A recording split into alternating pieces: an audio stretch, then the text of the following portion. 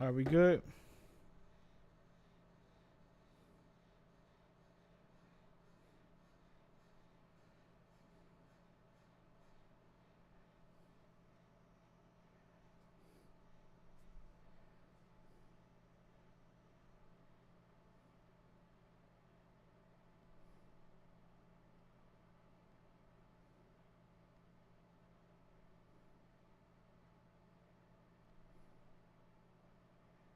We good? We live? Let me make sure let me see if this is working now.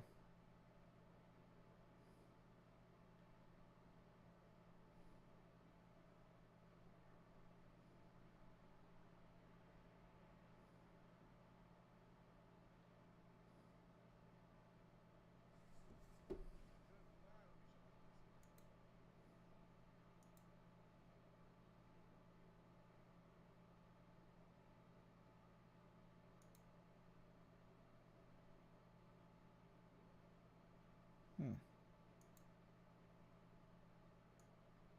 Hmm.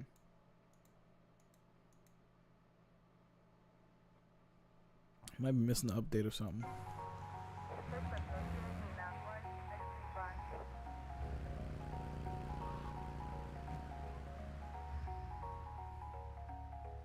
Yeah, it might be missing an update or something, but I'm not seeing the other messages. Get out of my freaking way!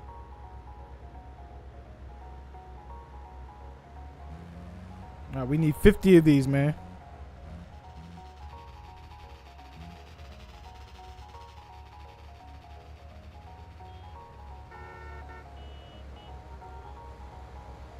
You blocking the street! You don't know where you block! Get out of the way, carambinga!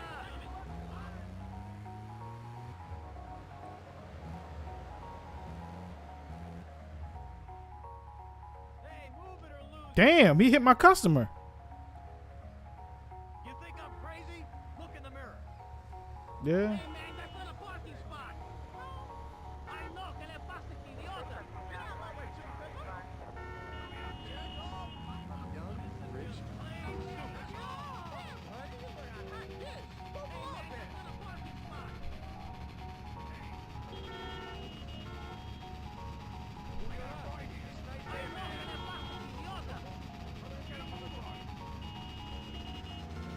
No, but it's not going that. It's not taking that long. But yeah.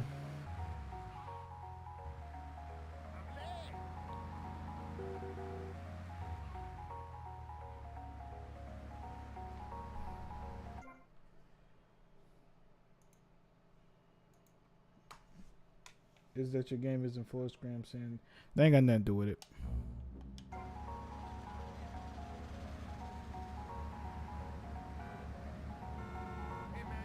Some crazy people hours to know me.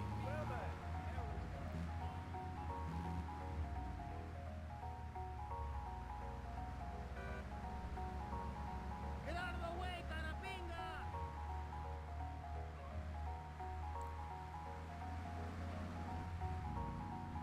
This is every day, man. Move! Look at this stupid local jungle.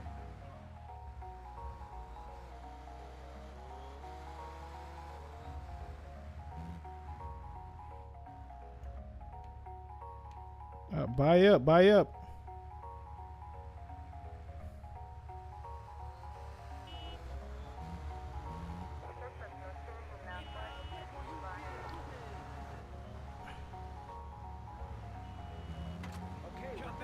No fucking way.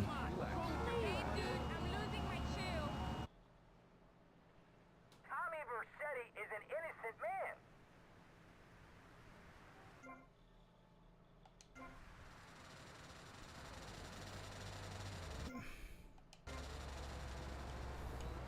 Piss off! Give me that.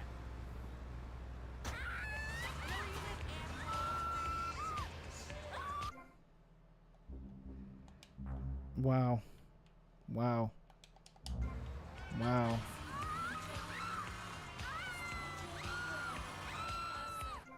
That was fucking terrible.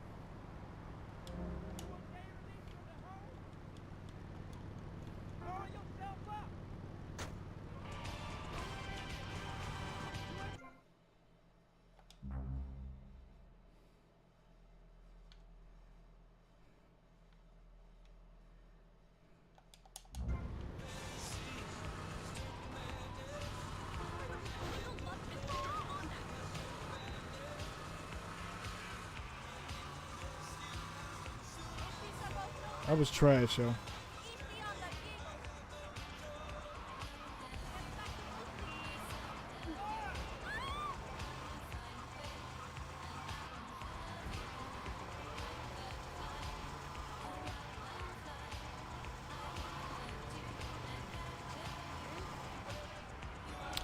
I need 50 of them. Okay.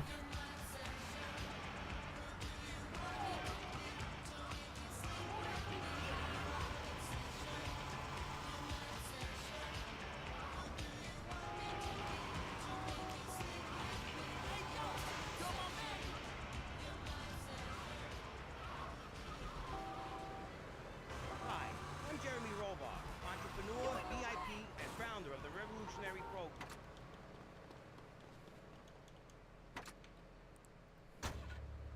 Park, so why do they come here? Mr. Hickory, your views are a little extreme. Plus, I don't believe there are theme parks in Alabama. Then they should stop coming down my way and build redneck land or whatever. Damn redneck hicks ain't got no class. My views ain't extreme, mister. They're common sense. And what a lot of people would say if they have the guts.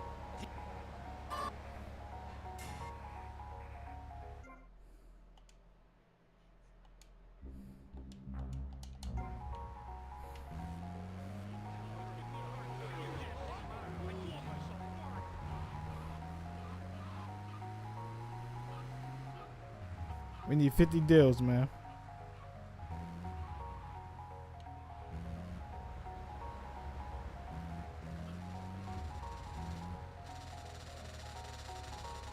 That walk is crazy.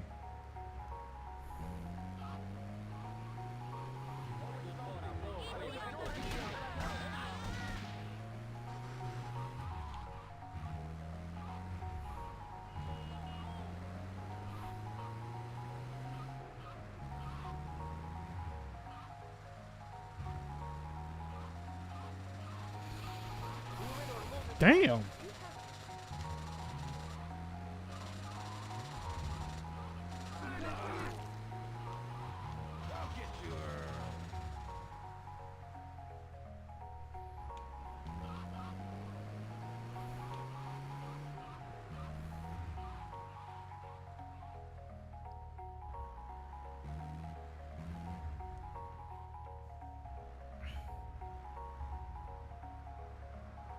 Yo, my man, you blocking up the street. Shut your stupid ass up, bitch.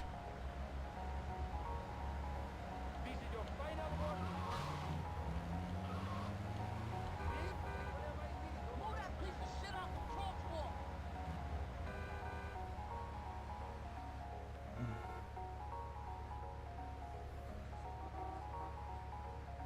Yo, you in my way, dog.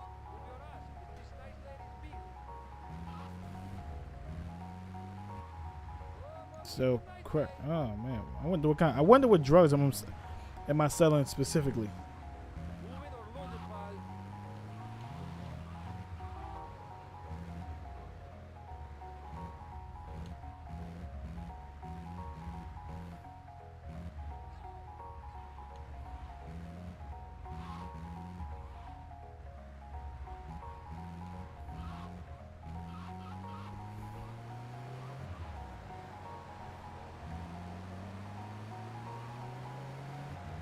Oh, what's up, D? I'm alright.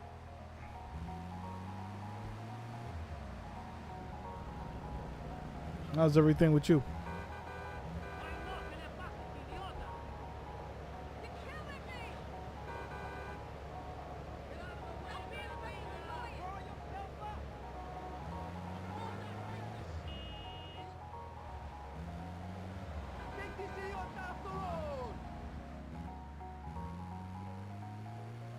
We need 46 more, y'all.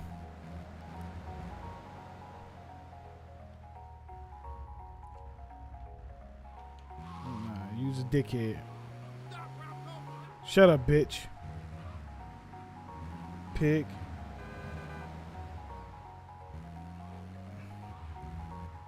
My day's alright, D. How was your day?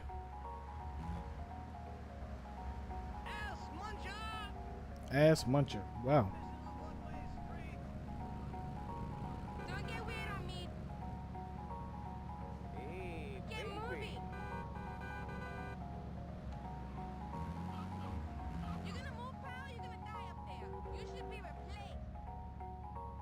Awesome. Congrats on the exam. It's a big deal. Congrats. Buy your shit, bro. Thank you. No, I'm not playing with you. Fuck out of here. Narc. This is why I say it.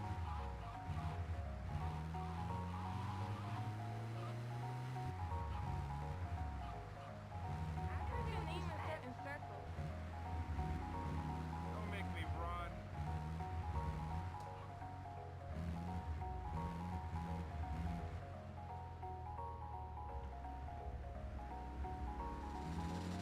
You should be replaced. She seems You're gonna move, pal, or you're gonna die up there. if only people Hey, dude, I'm losing my chill. estúpido. Oye, dormido. Run, sucker! Sorry, bro. You gotta wait. Mm-mm-mm.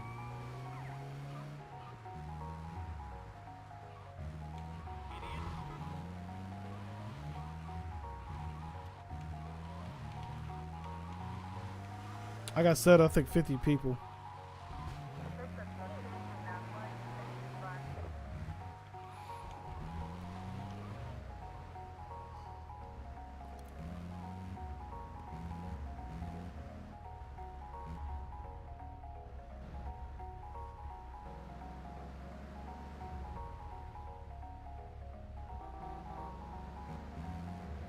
You're gonna make me freak.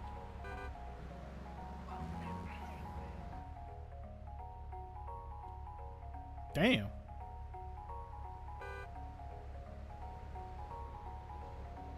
Damn, buddy. I'll beat you for that. What are you trying to do, moron?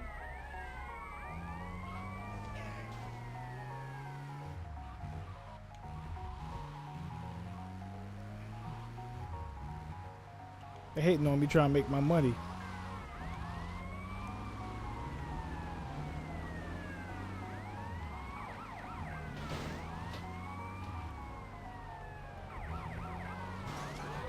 Damn.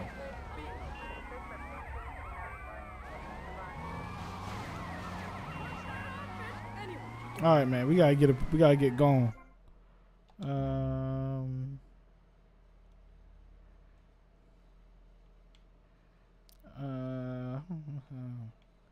We're gonna trap right around here because we got this right here, the paint shop.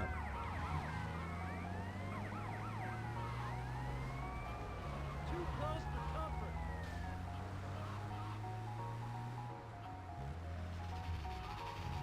Oye, socio.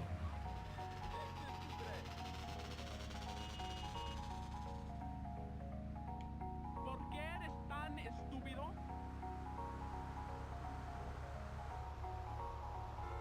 What an idiot. Cops right there. Nah, bro.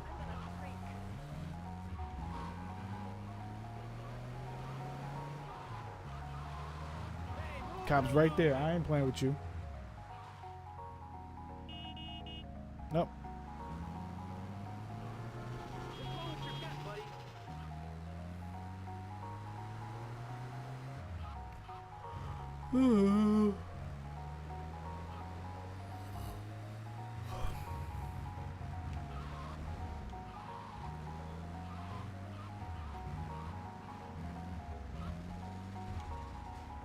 That sharp ass, unrealistic ass turn.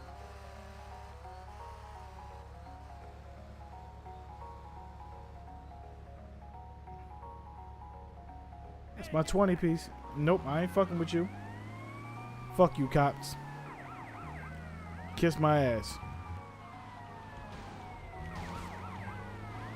I'm no different than the cashier at CVS. We all hustling. Shut up. Narc.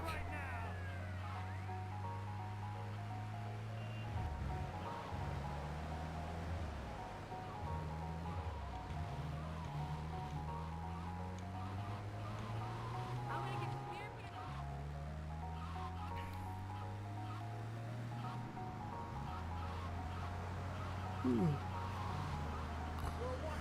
I'm not sure, but I just know you can see. You can actually see the cops.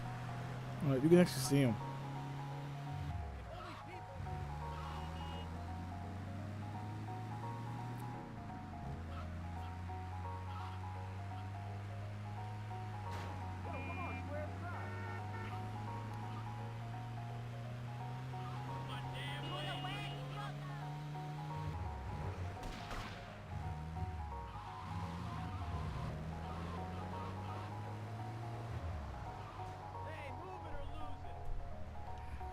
What we got, man? I know you do coke. Come on. I told you. I know it. I know a booger sugar sniffer when I see one.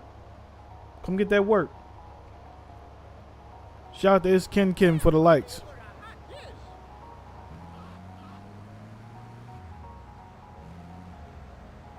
Yeah, come on, get some of that, man. You want that rock. You want the rock. Hover.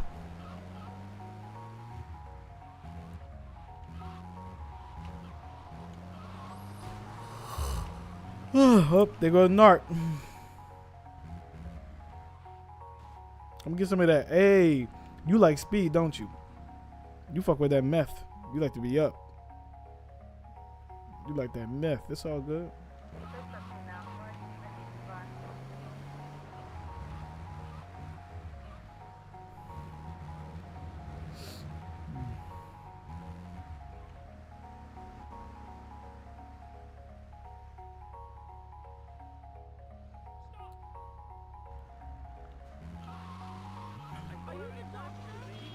We at 25. We at halfway there.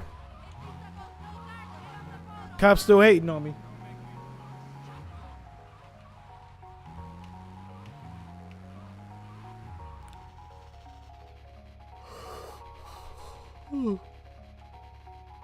Cop up, cop up. We got Viagra if you need it. Man, come get some of that.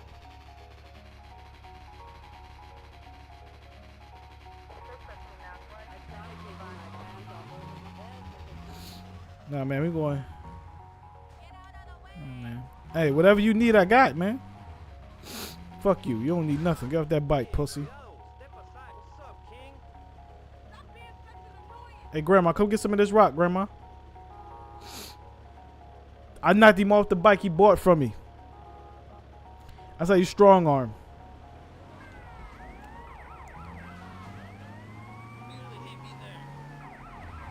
Look at y'all. Look at y'all. Look at y'all. Look at y'all. Y'all mad because I'm young, I'm orange, and I'm getting money. That's all. That's all, y'all. This is another way to keep the orange person down. That's all. That's all it's about. You know what I'm saying? Y'all be smoking that rock. Y'all be smoking that rock. Y'all be hitting that rock. So I don't know why y'all mad at me for selling it. How you mad at me for selling what you use? Imagine getting mad at me because... Imagine you get mad at me because I'm selling cheeseburgers and you be buying cheeseburgers from everybody. That ain't how that work, man. Get your hating ass out of here. You bitch ass cop, move, pussy. Why was you standing right there? You did that on purpose. You did that on purpose, you bitch ass motherfucker. I saw you. Move your punk ass, man. You gonna just sit there? And you gonna try to get me locked the fuck up. Man, go ahead, man. Go ahead. Get some of that. Get some of that. We pushing weight. We moving weight on this side, man. We moving weight over here, bro. Come on, get some of that. Yeah. Yeah, get them noses right. Yeah. Hey, my services come with $1 bill. My services come with $1 bill and a Quaalude.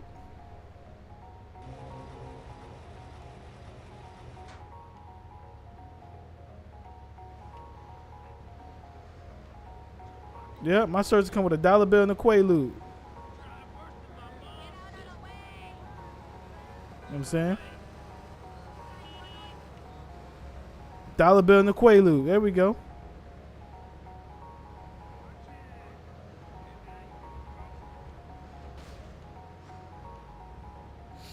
We almost there, y'all.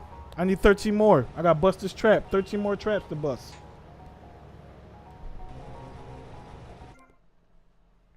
$13 more traps to bust, y'all.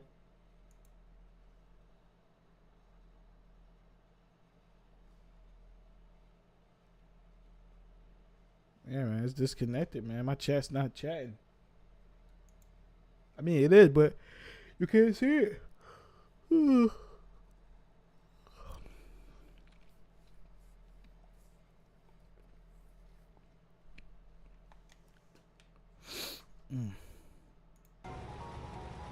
13 more, y'all.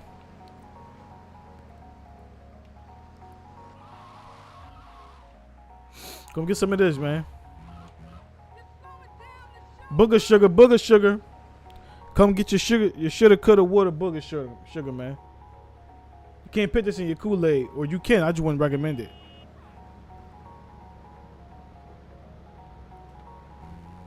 I just wouldn't recommend it. You can put this in your Kool-Aid if you want. I wouldn't recommend it. Yeah, man. Yeah, come get that. Them low ass shorts. I know you like meth. Them low ass shorts. I already know you do. You a freak. How many times you got to deal with this?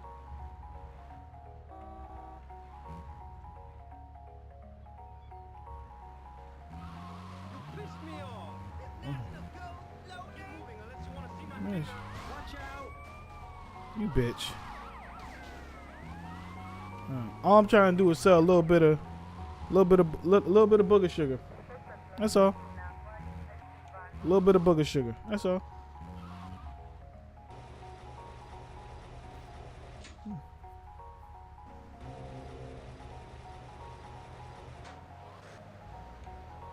I sell them wholesale too. Whenever I see it, don't know how to drive. We go wholesale too if you want. Wholesale.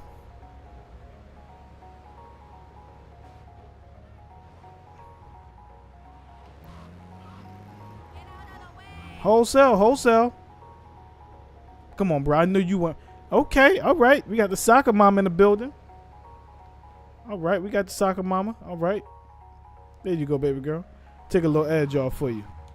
Come on, them low ass shorts. Come on. Yeah. That tight ass suit jacket, sir. Yeah. Let me get some of that. Come on, Ma. You ain't honorable. Stop it.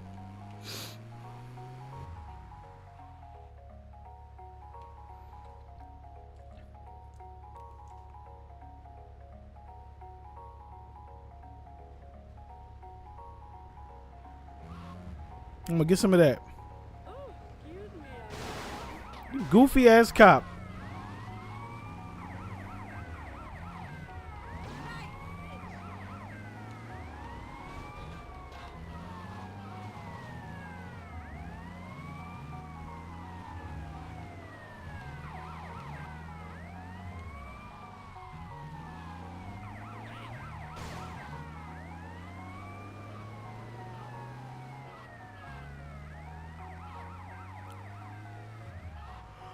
Come on.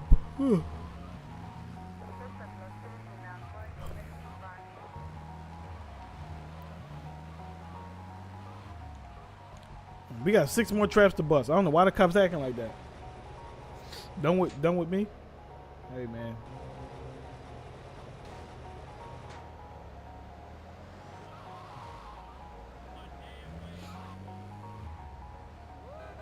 Come on, come get some of this. Come get some of this.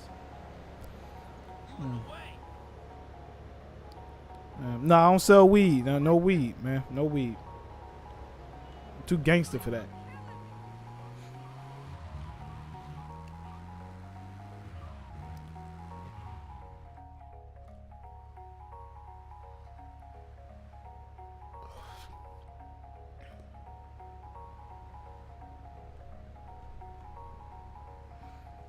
Man, I got one more cell.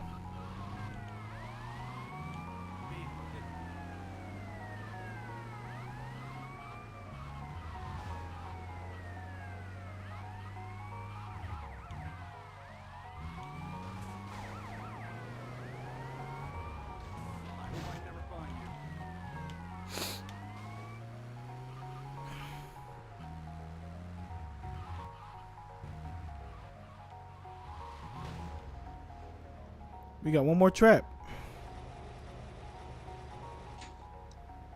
Oh.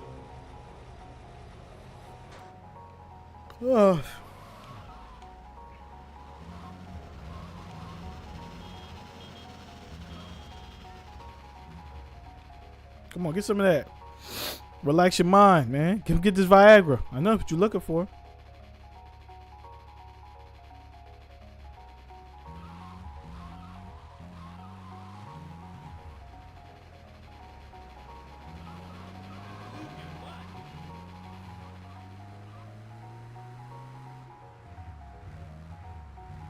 thought it was 50. Let me look it up. I thought it was 50.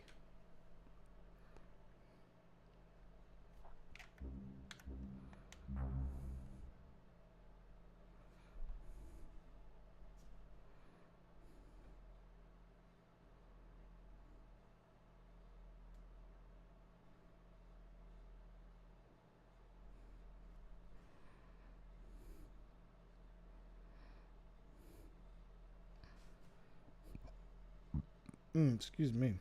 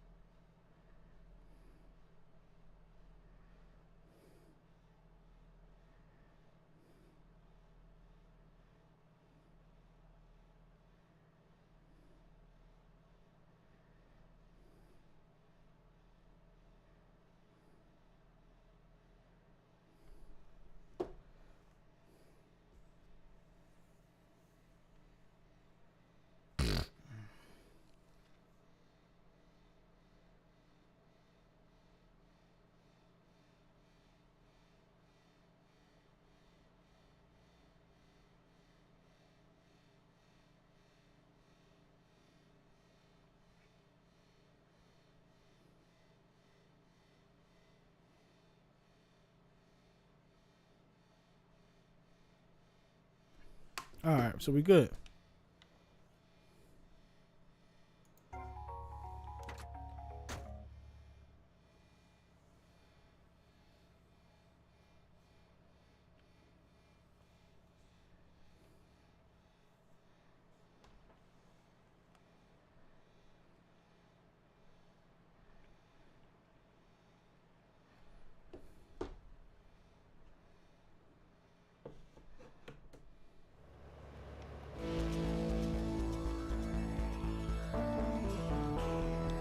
All right, we did that. We did that. We did that. We good. We good. Now I go get my money. Have you no compassion? You shut your bitch ass up.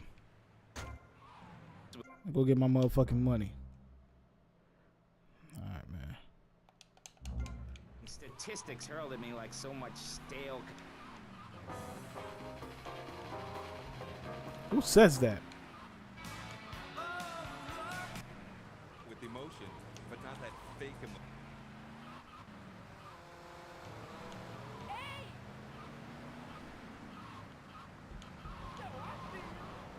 You trying to antagonize me?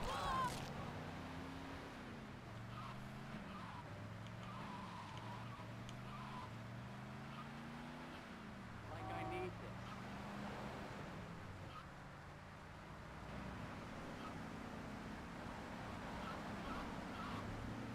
There we go.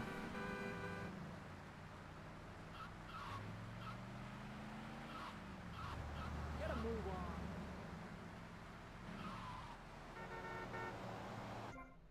I had to see something on YouTube. Yeah, I did. Yeah, I'm slinging that rock. Pushing that rock, man. Yeah, for some reason I'm at probably have to reset my stream deck because it's not showing up. But yeah, I see it down there. Yeah, I'm slinging that rock. What's up?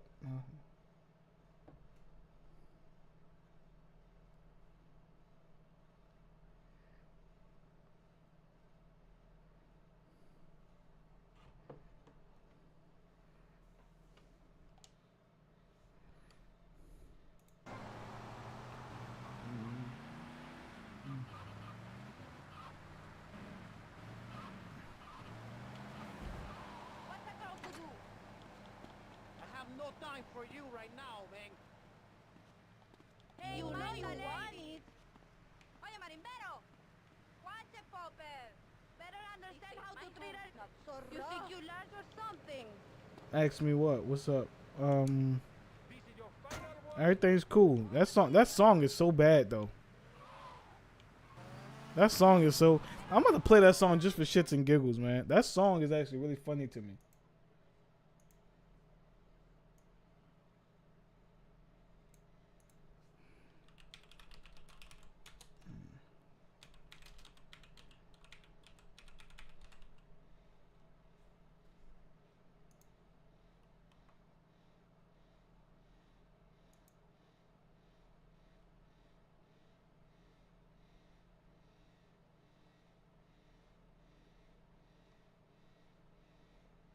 Yeah, I'll do this after the stream. I'm not going. Let me see if I can find that song. That song is hilarious to me.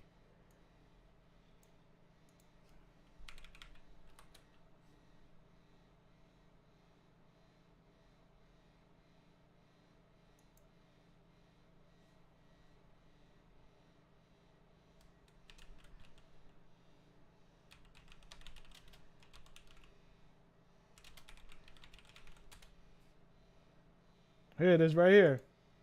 Song called Gangbanging. It's on the CD. Gangbanging. No. I don't want the breakdown. Just.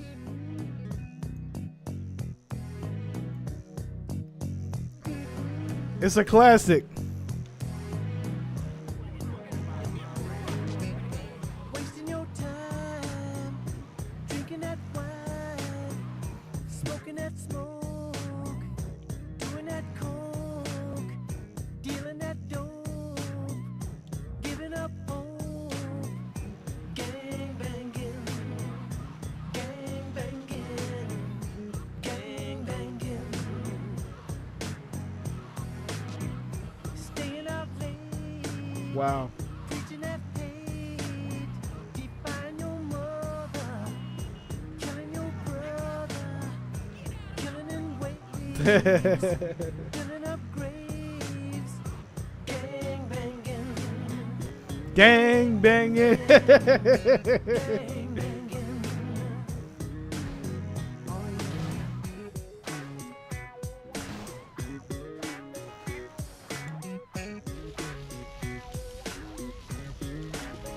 You know that bullets are flying, babies are dying, a child at play got in the way, innocent children.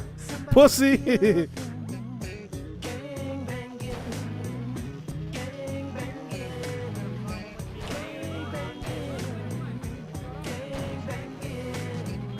gang banging, gang banging. What you thinking now? What you doing? What I tell people is this. Just how many lives? Buy yourself a piece of swamp, drain it, and get rid of the damn wildlife. Then apply for planning permission. Pretty soon you can start a retirement community or resort destination holiday. Break it You down. can start making money out of the boom, the shrub-inspired boom. I bet you you don't even know how it Bodyguards, started. massive fences, and a bigger How collection of you guns than came the to other be guy. in this position.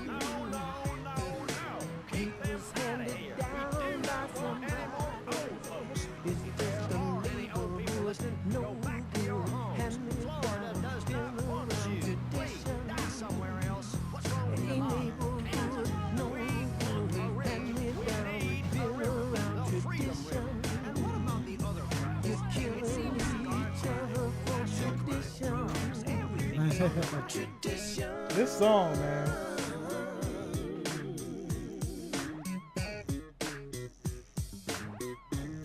Sometimes I think you'd quit if you could. And never be good. Somebody commented, this song changed my life. Ended up joining the gang. Now I sing the chorus when I do drive-bys. This the kind of song that plays in a movie when a brother getting his life together. Put this on GTA 6, please. This song would be a hit on the Tubi movie today. Oh my God, this song is hilarious to me, man. I'm sorry, that's so funny to me. The whole song is funny to me. He kind of looked like somebody that would be related to me though. He kind of like one of my like aunts or something like that. But homie won't let you, or he's gonna get you. But maybe if you stop, you might make a few stop. Gang banging, be good. But homie won't let you, or he's gonna get you. But maybe if you stop, you might make a few stop. Gang banging, gang banging, gang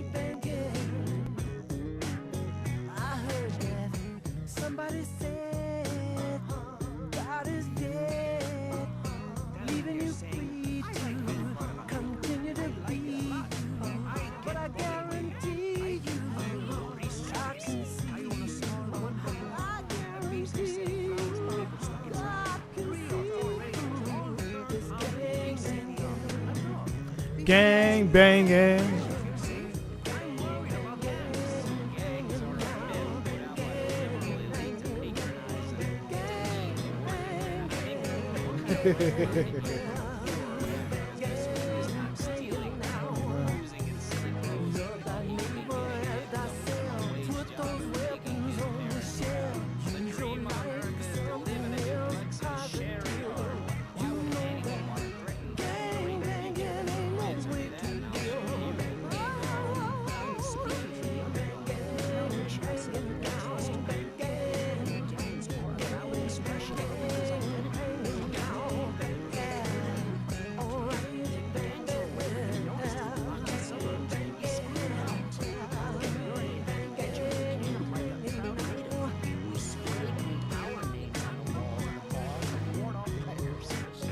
What's funny about this is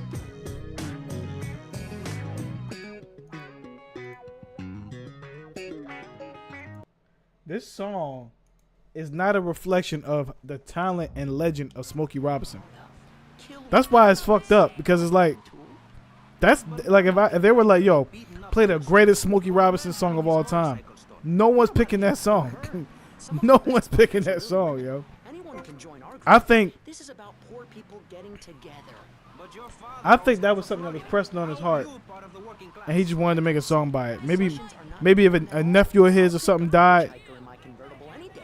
The other day I picked up a young woman and we discussed a non-violent solution to war. I killed my fare. Your father is a great man. He's done more for the arms trade in this state than anyone else, myself included. What up, homie? Till death do us part. What up? Jiggery pokery hootenanny. America needs hope, not songs that are supposed to send food to the poor. Songs will get you nowhere. This.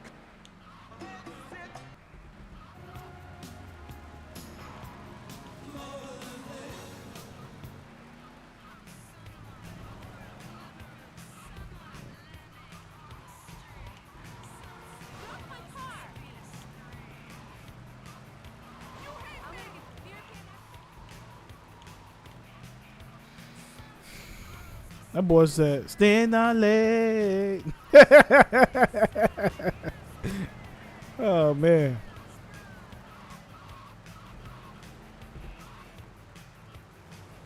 Gang bang. Yeah, somebody died. Somebody died that he loved. That because the legend of Smokey Robinson has.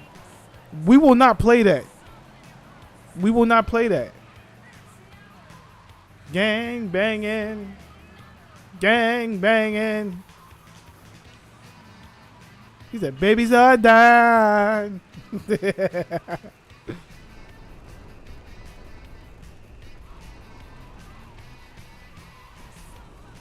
Man, fuck her. Whoever this is in the car. Printworks. Okay. I wish I would have known that this what this game was about. I'd have bought all this shit in the beginning. Now I'm working these broke ass jobs.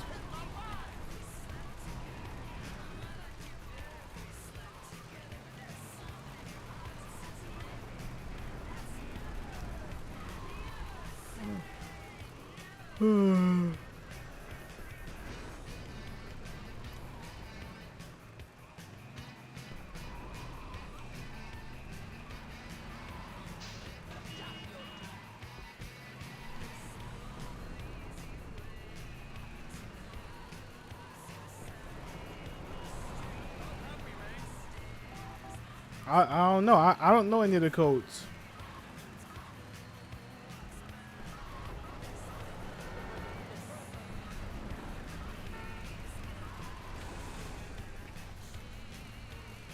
Let me see. Let's look up the codes and see if the codes even work. I doubt it, but let's look them up.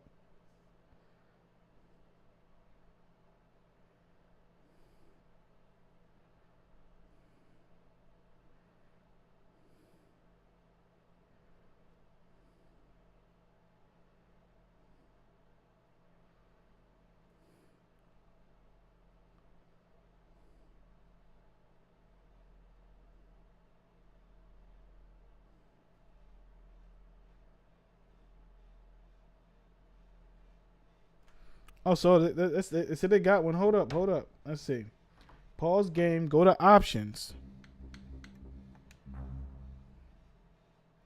Select accessibility. Okay. All right. Select enter cheat code. Where the fuck is that at?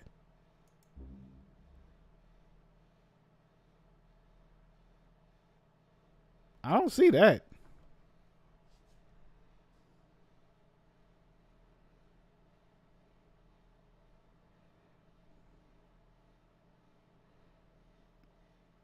I don't see it.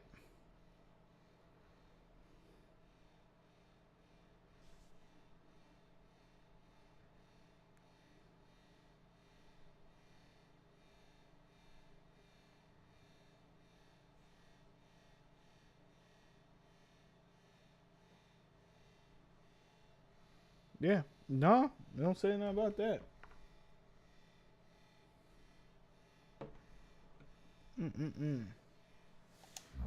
That boy said, giving up hope. Smoking that dope. Gang banging.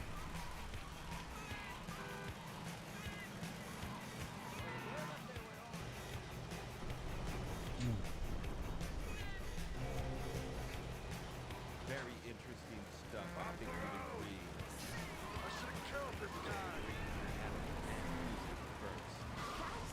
What do y'all think is the worst song of all time?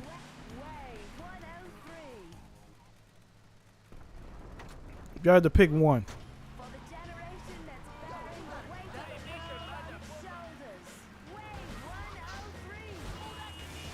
Oh, he gonna die in this car. The passenger fled in terror. Who gives a fuck? I know you got some money.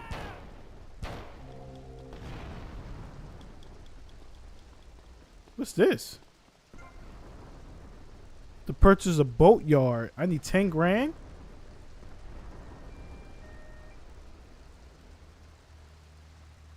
Wow.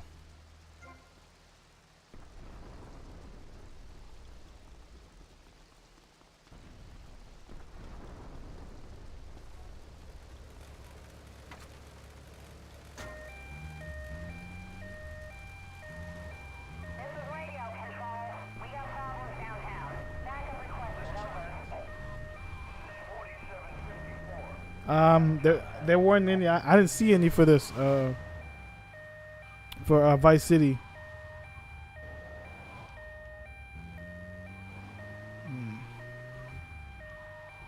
But I beat the last one with no cheat, so I'm not going.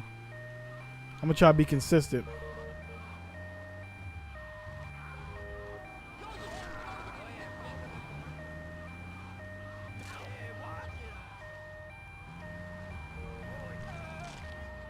This nigga jumped in front of the car.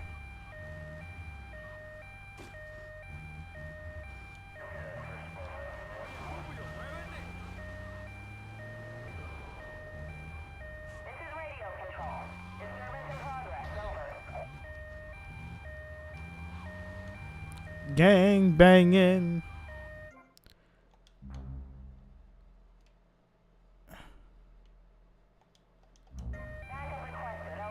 Gang banging.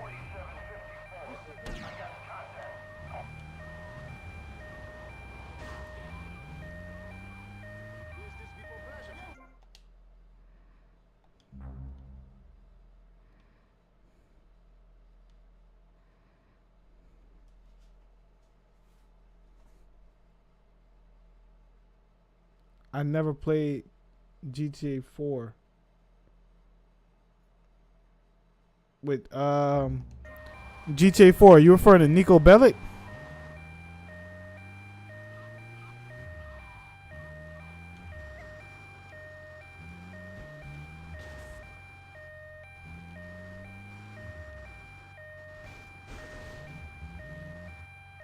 Okay.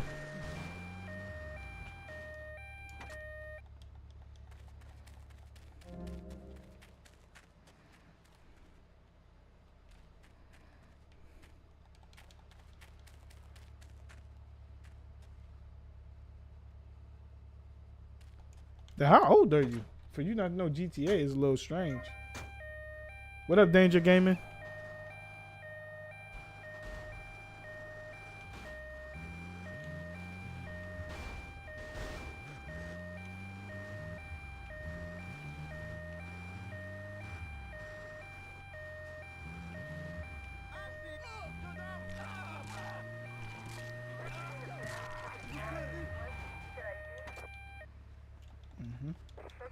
What are you gonna Give me all that money.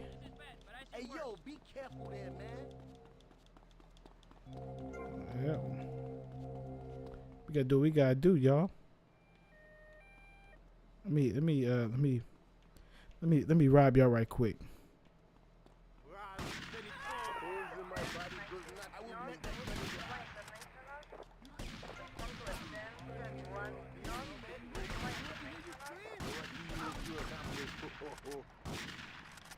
Now I'm robbing you, moron.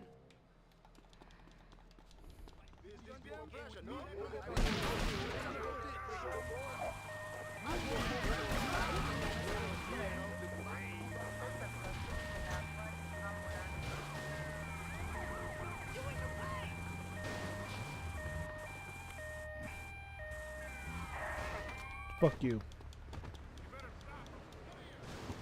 guys ever catch any criminals?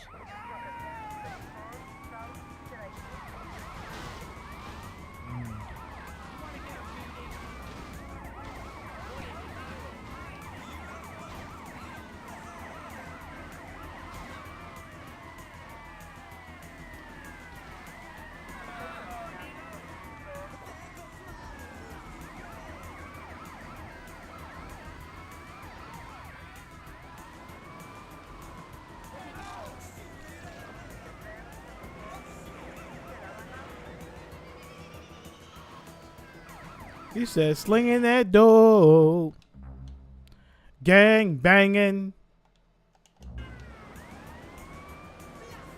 GTA 5, I beat GTA 5 already, but I've actually never beat these other ones. But I played them more. I was too young when they came out to like really beat them. You know.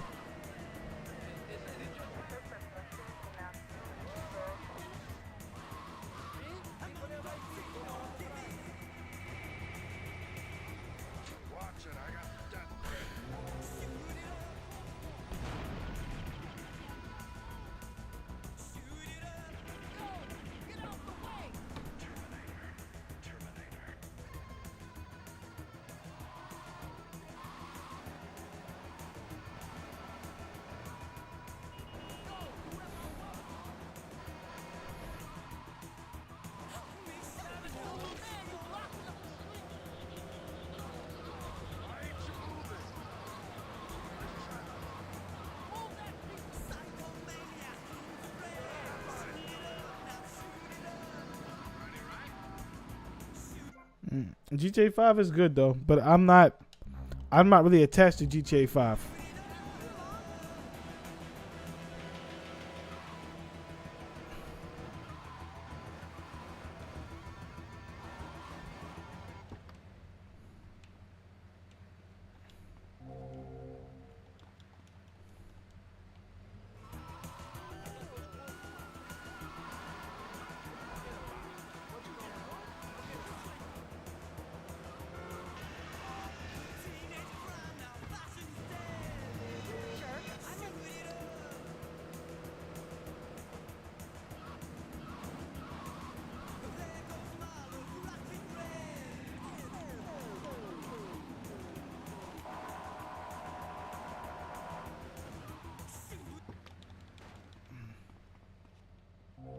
Five bands. Oh shit.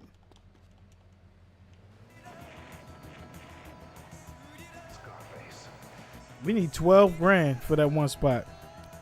This is why GTA Vice City could take so long.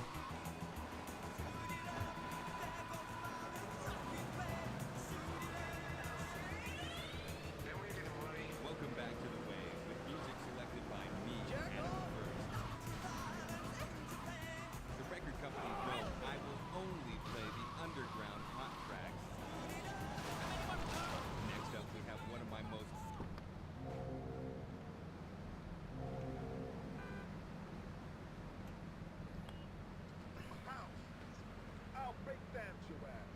You gonna do what?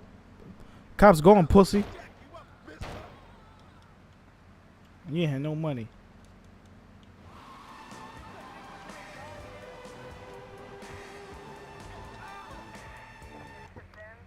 Get that up. I know you ain't got no money either. Officer, I'm just trying to get some money.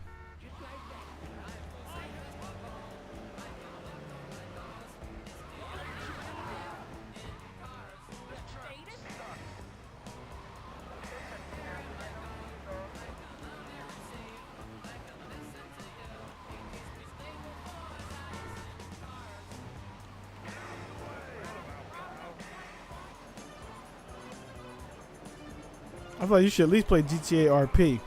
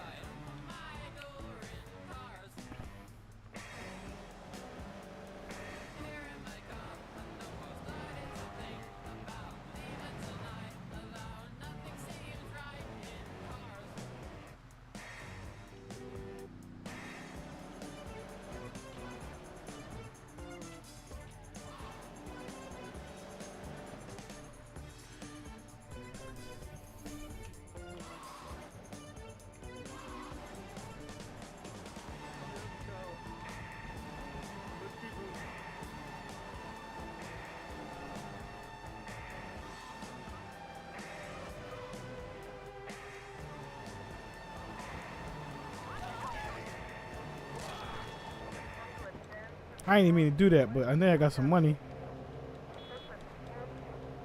There we go. No.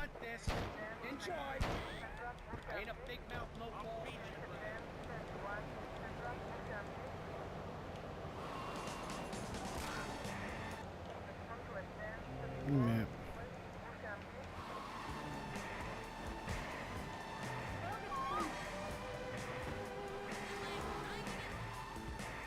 This makes sense though, because in San Andreas you get money quick, man. No cheat codes, you start making a lot of money. And the money in GTA and Vice City, it feels more scarce.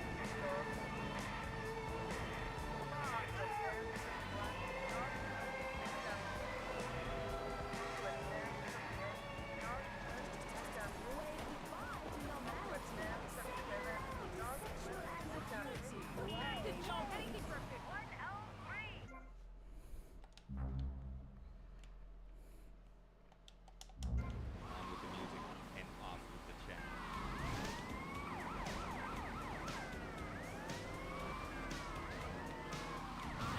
You fucking nitwit, man.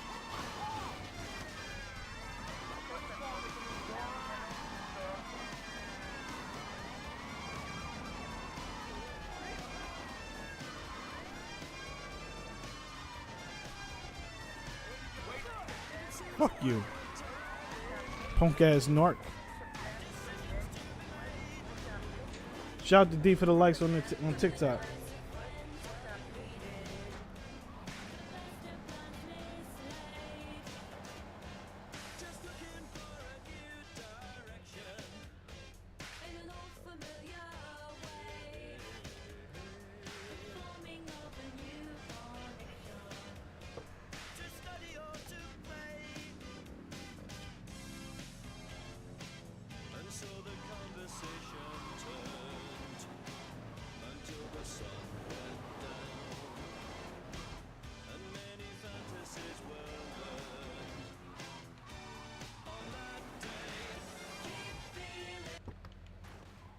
Destination.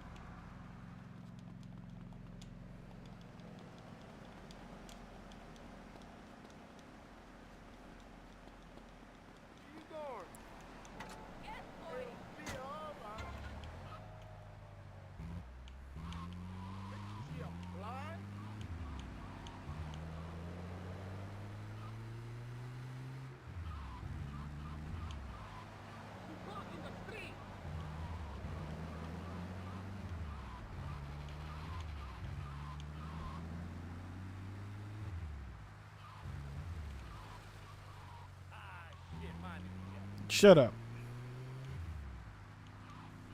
Get it moving. Vamoose, amigo, come on. We got a stolen squad car driving erratically. I know people.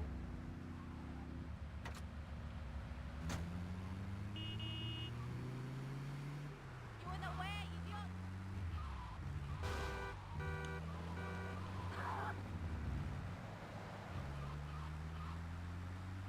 Run her ass over.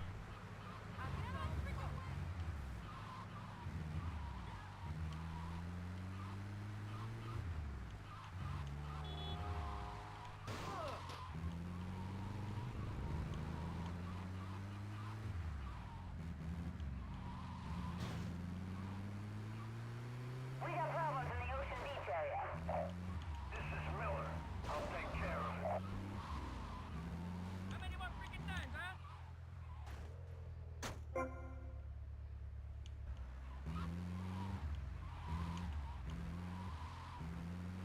I'm a career criminal as a paramedic driver. Yeah.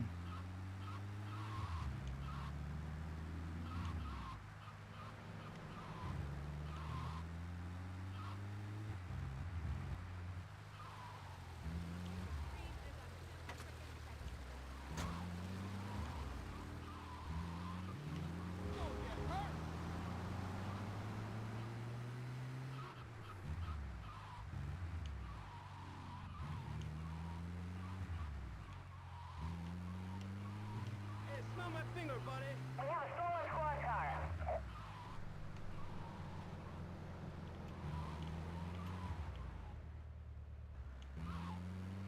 Better understand how to treat a lady, huh? Message from the captain.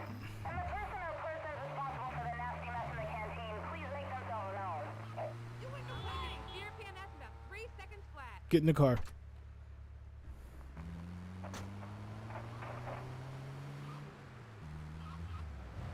This is ass though.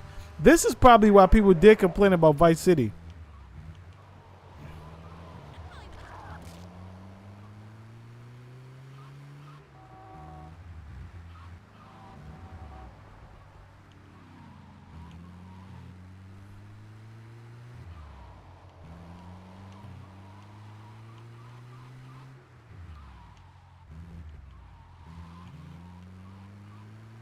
Okay, move.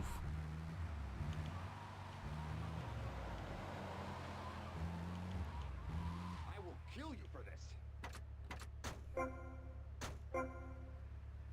Okay. Man, watch it. Actually, we can. So I got 200 that time. Message from the captain. Whoever stole his personal magazines had better make themselves known. It was for investigative purposes only. Give me some love, jerk.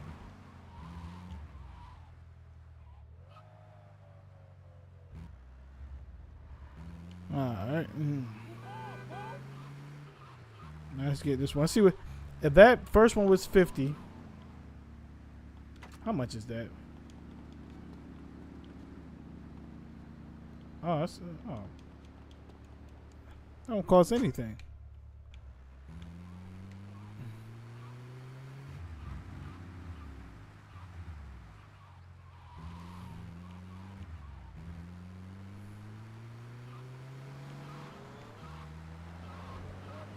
Got any jokes? I'm bored already.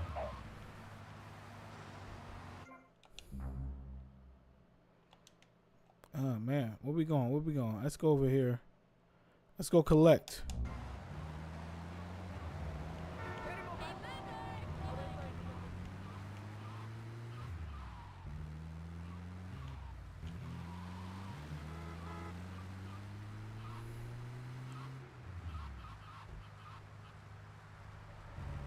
Message from the captain. He really needs his magazines back. Hey, Jackson, tell the captain I saw his wife. No wonder he likes them magazines.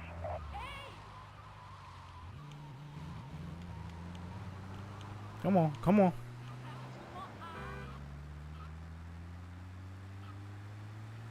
Over there, next on the latte. Watch your corner.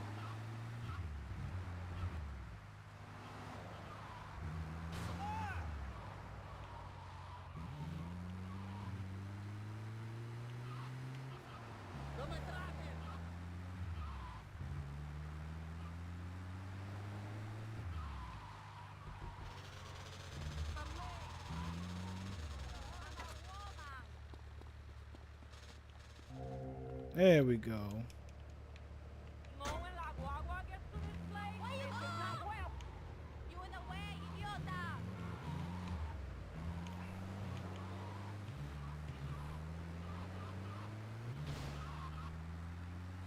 Man, we gotta expedite this process, man. I gotta go through the manual. Oye, los míos.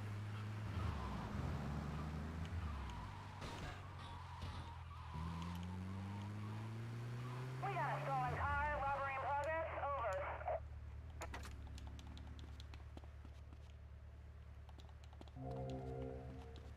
Oh, we almost there, y'all.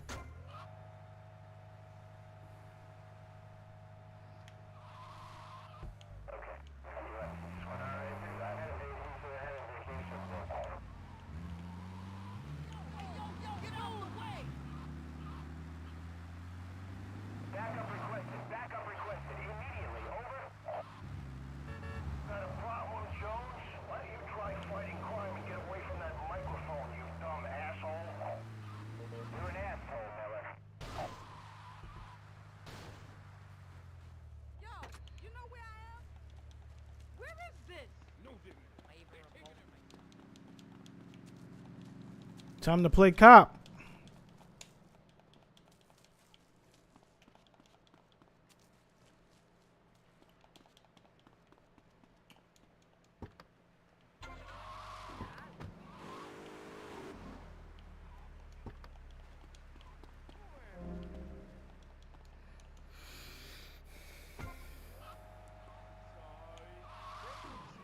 We got a serious problem down here.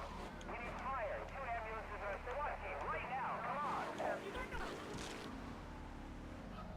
Just at the door, People go brother. carnivore. Figu! You look something. Something.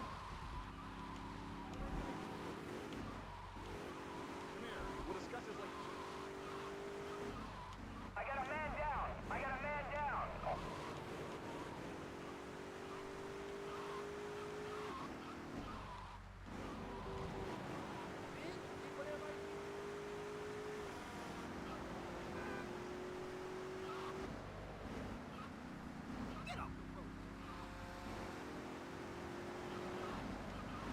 Come on, motherfucker. Pussy. Nothing seems to be happening. Trash hit me. You saw. Immediately. Pussy. Oh, I ain't got no gun. Come on. Some maniac keeps stealing ambulances. Keep a lookout. Over.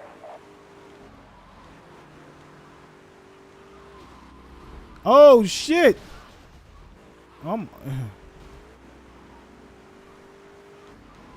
Pussy. Is there an officer near the Rusty Browns downtown? There must be. The common trash hit me. You saw.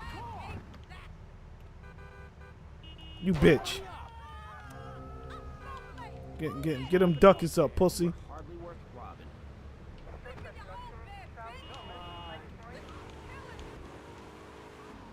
The smell says Alright, give me go that too. away. Get out of my way.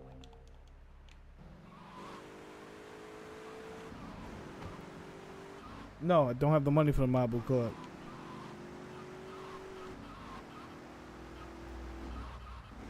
Get out of my freaking way!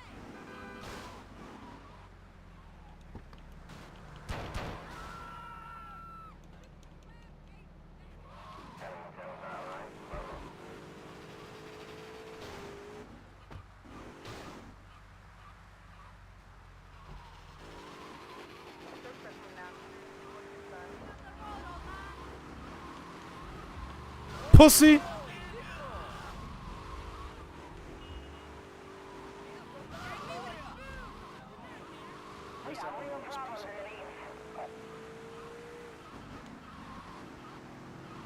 Come here.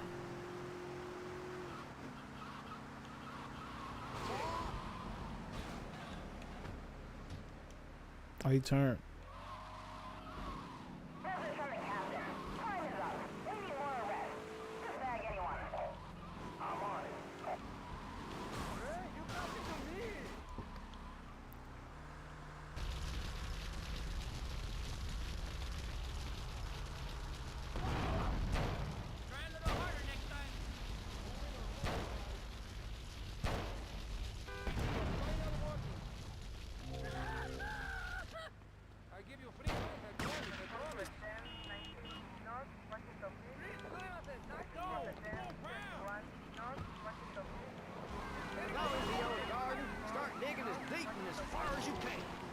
soon the whole state will be flooded and ruined. Then they'll have to leave. We must build. They should let you rob drug dealers. Down and ruin this great state. And Mr. Hickory, were you born in Florida? What a stupid question of all the cheek. Were you? Of course not. No one's been born in Florida since 1877. But I've been here 5 years, which is a very long time. Yes, it is. A very long time. Almost as long as this show. Ladies and gentlemen, you're listening to Pressing Issues with me, Maurice Chavez, presiding over some of the least informed debate on the radio. In this episode of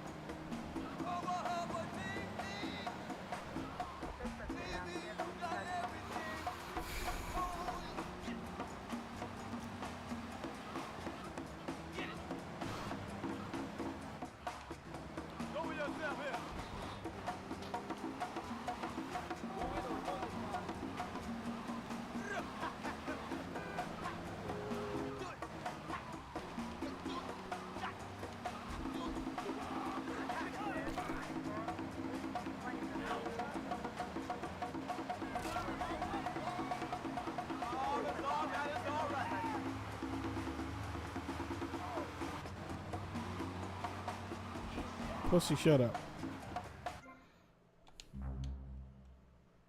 Where that joint at? I got a little ways.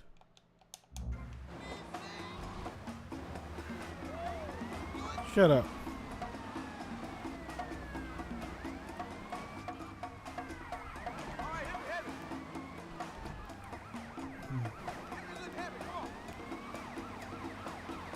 Gang banging.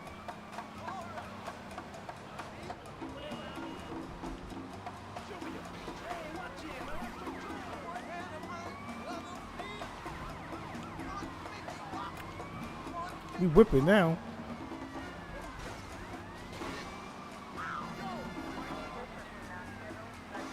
Pussy, shut up.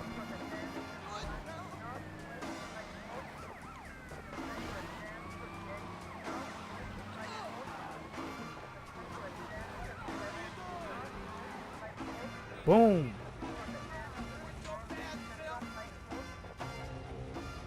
Ah.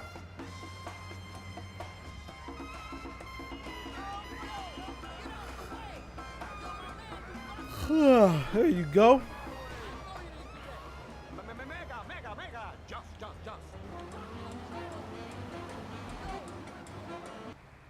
You were down, no? A real...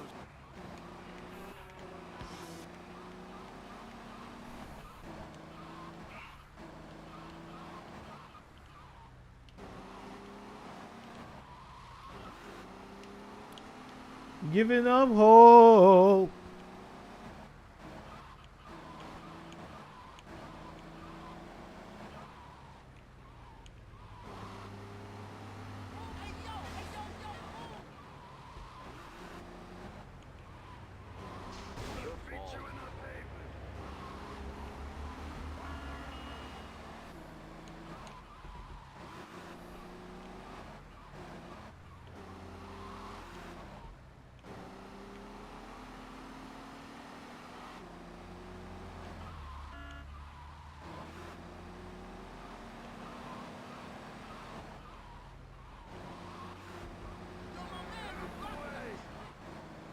Let's see, yo, my man. Why ain't you moving?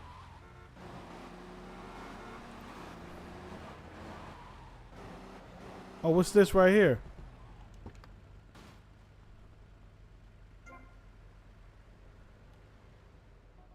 It's not at the boatyard. Hello? Hello? Hello? Put it out. There's a dude here. Hey, suit dude. I guess you're the new owner. Yeah. Which one of the boats is the fastest? It's already in the water, dude. I thought you might want to try her out. Dude, she's already running with a 300 horsepower And the engine. fiberglass hull, she just shoots through the waves. She can do like 0 to 60 in 4 seconds flat, dude. She can hold like 20 bales of the best Jamaican Yeah, smoke yeah. right in the hull. So go ahead, dude. She's ready to fly. Yo, suit dude. You got a light? Dude.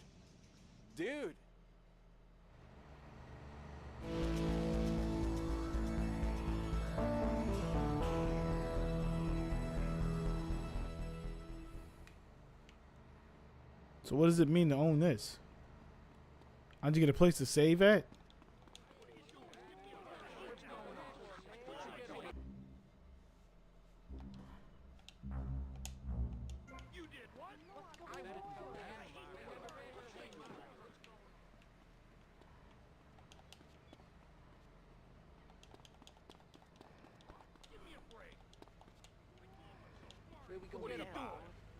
What should I do about her? She's always giving me a hard time. Get out of the way! Oh, what do I do with this one?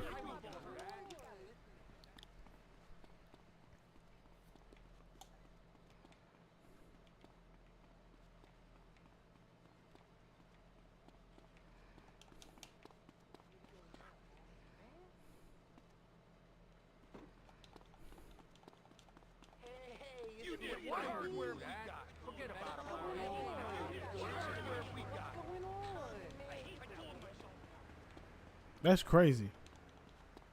I thought I just wasted that. What should I do about her? What's going on? Hey, Mario. You better tell him, Mario. Give me a break. Forget about it.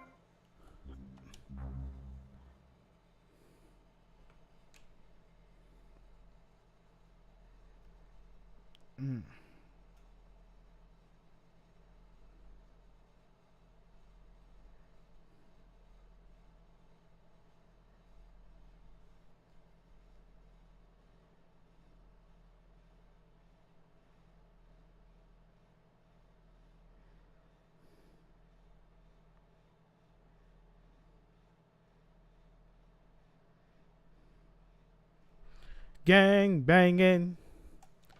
Gang banging. What hardware we got? I told myself, Marty, what's going on? What should I do about her? I never asked your sister out, man. Where we going now, boss? You know I've been loyal. She's always giving me a hard time. Forget about it. I told myself, what do you do? Forget about it. I wouldn't do that. I hate that. I never asked your sister. I got those clothes. Forget about it. You know I've been loyal. You gotta listen to me. I never asked your sister. I worry about it. What hardware we got? What should I do, Mario? I told myself, Mario, give me a break. What are you doing?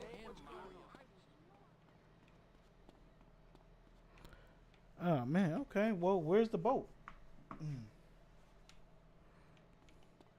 Is that a shark? A shark!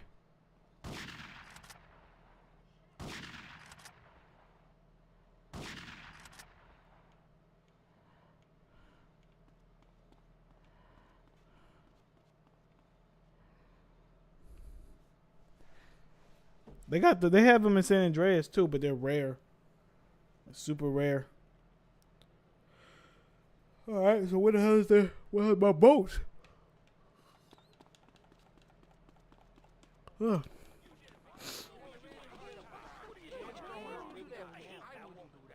I got those clothes you want. You gotta listen to this one, man. She's always giving me a hard time. What hardware we got? I told myself, Mario. She's always giving me a hard time. What should I do about her? Better tell him, Mario. Give me a break. Forget about it, Mario.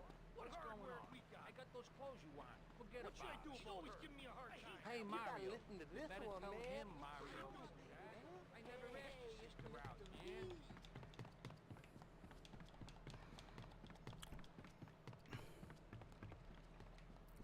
Based on stereotypes, it is very ironic that the first GTA you could swim in is San Andreas.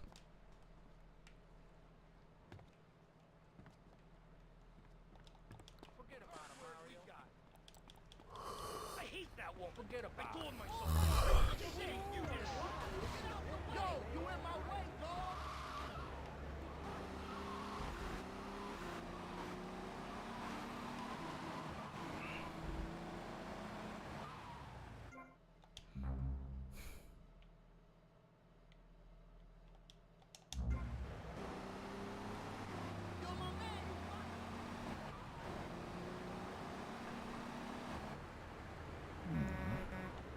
What's up? Is that you, Lily? Sweet Cheeks. Is that you?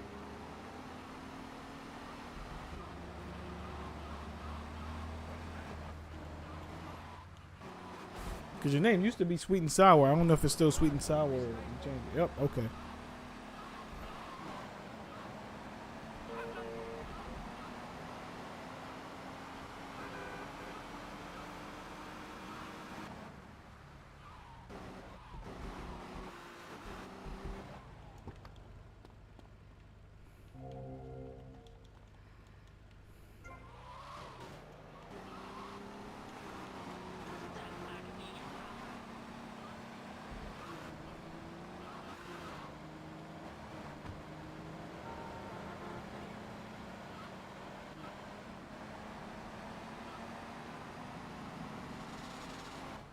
I'm good. I'm good. I'm alive. I can't complain. You know. I mean, I'm not really good. I'm all right though. How are you? How's work? How's the family? How's all that?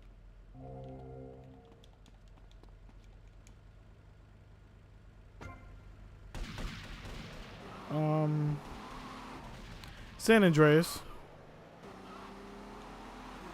San Andreas, for sure. Because I finally get to beat it. Finally get to beat it. You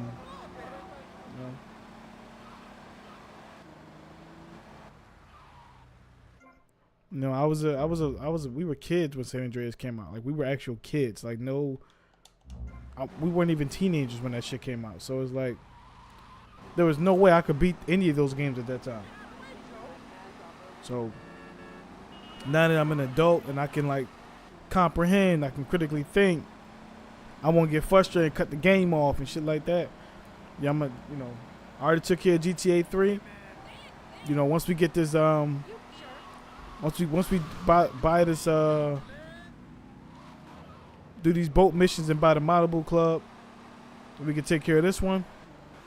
You know, but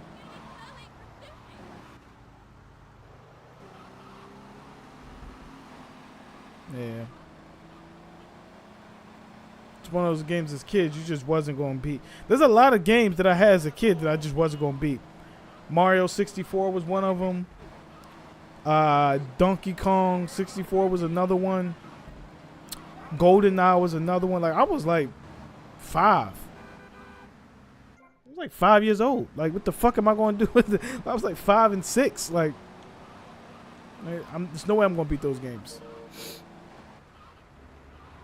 So, but that's good though, Lily. That's good. That's good.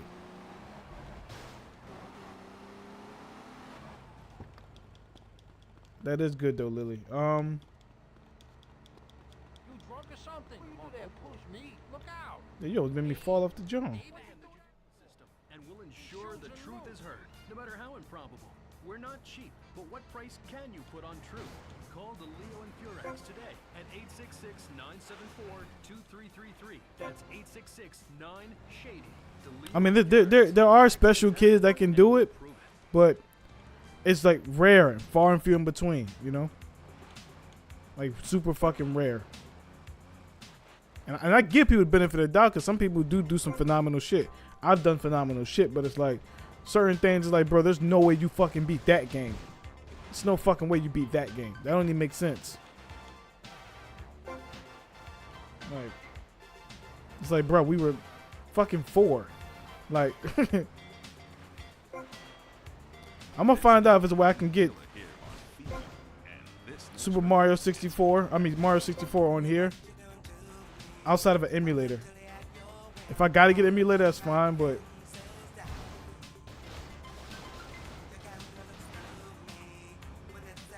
I probably have to get it on emulator, but that's whatever.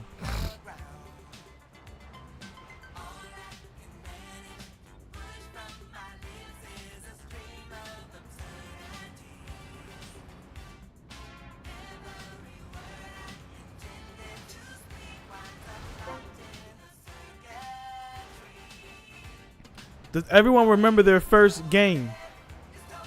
Not console, but actual first game that you owned. That was yours. I remember mine. First one I owned was Castlevania on 64.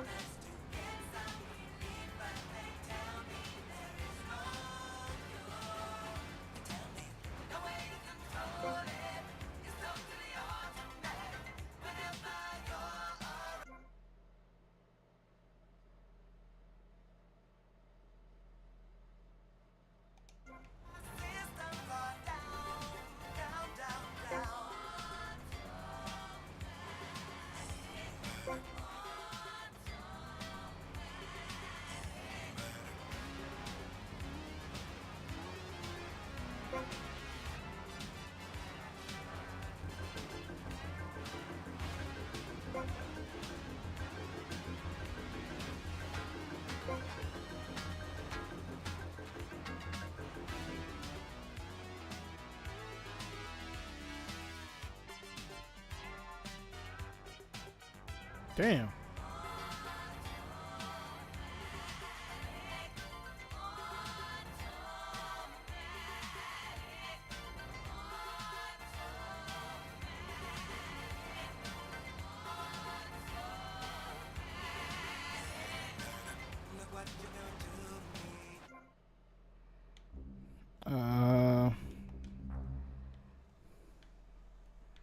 What the fuck is my...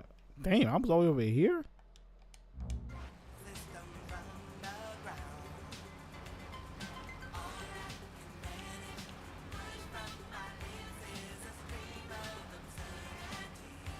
I wonder, how can I get 64? Sure, there's a way.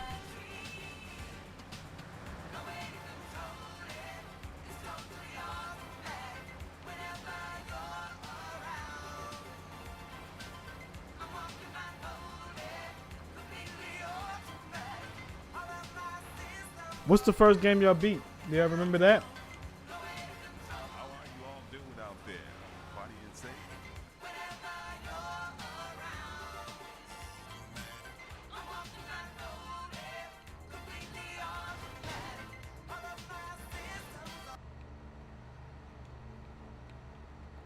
Somebody's bound to know me.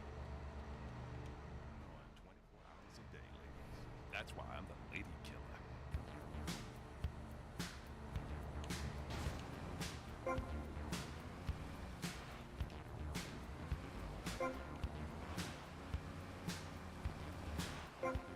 I got the fever, baby. Word to daddy. Fever 105.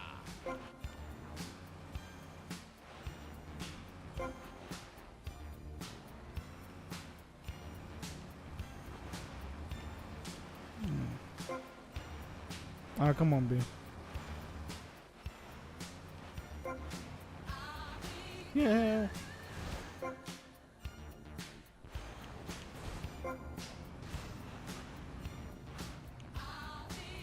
We ain't gonna miss it this time, though.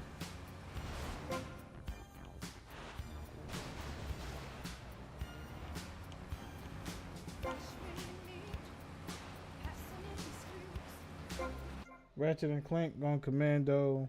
Sly Cooper 1. Fast as Mr. Krabs. Mortal Kombat.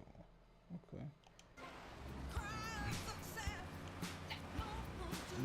Outside of Pokemon, I think the first game I beat was I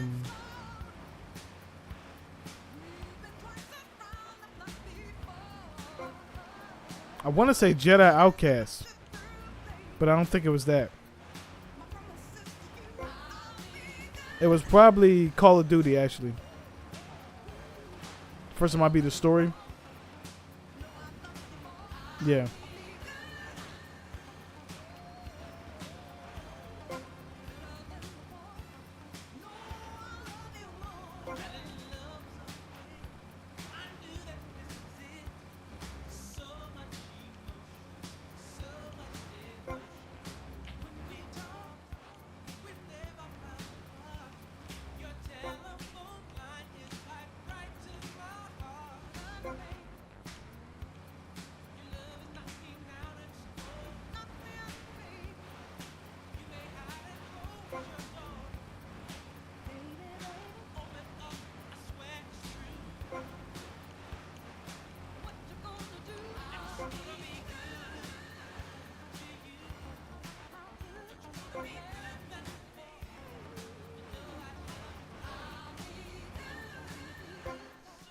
Yeah, most games I know I didn't beat.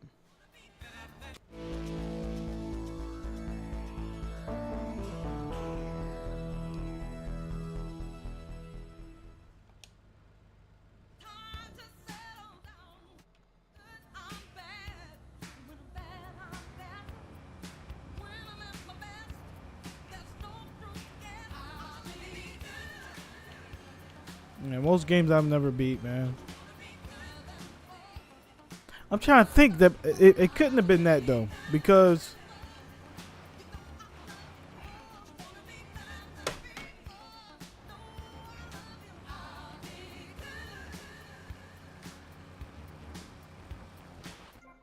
fucking Resident Evil. Resident Evil was the first game that terrified me as a kid. Them dumbass camera angles and that stiff ass controller. Fuck that game. Camera angle was dumb as shit.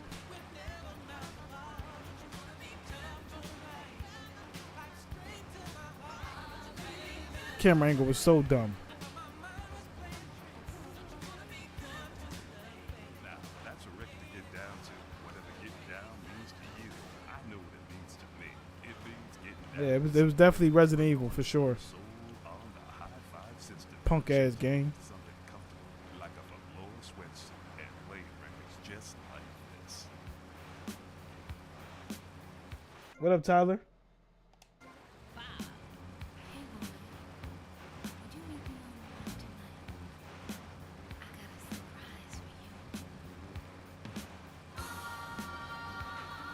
Nah, yep.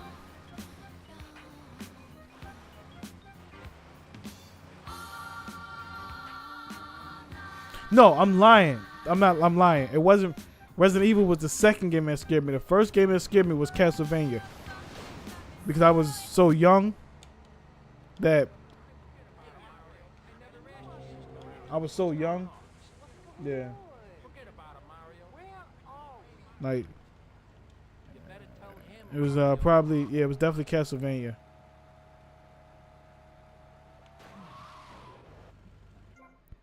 Oh, man. Man, tell that game to act the fuck right.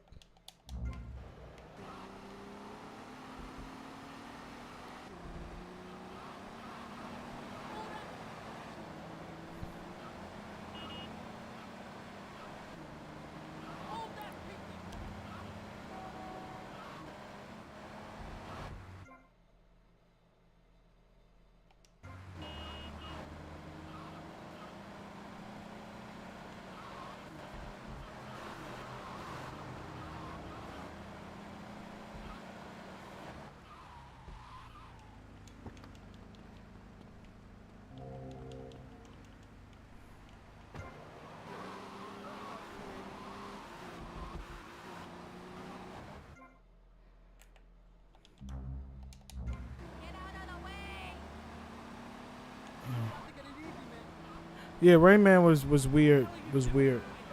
Was weird.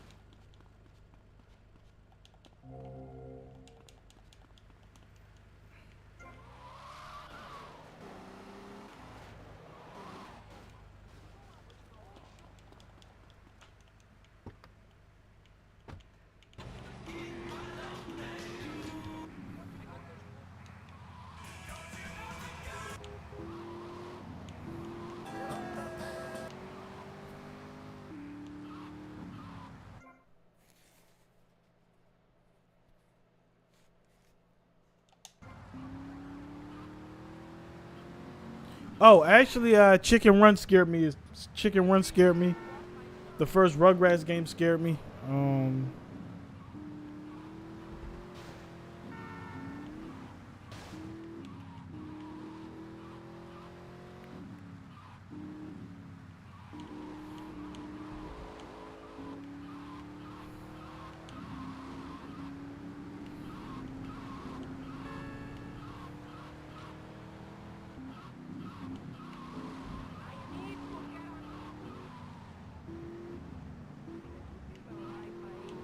Never played Sonic.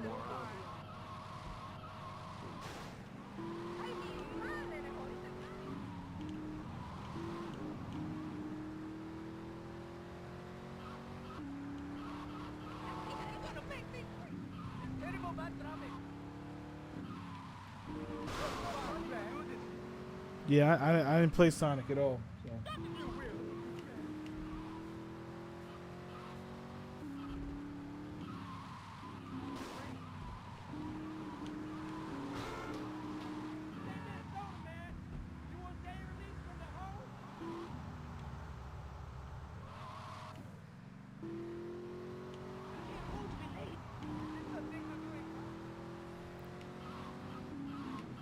Why did you stop? Man, I was 7 playing Chicken Run. And we were trying to escape from the farm. And every time we got caught by that fucking dog. So, yeah, it was scary to me.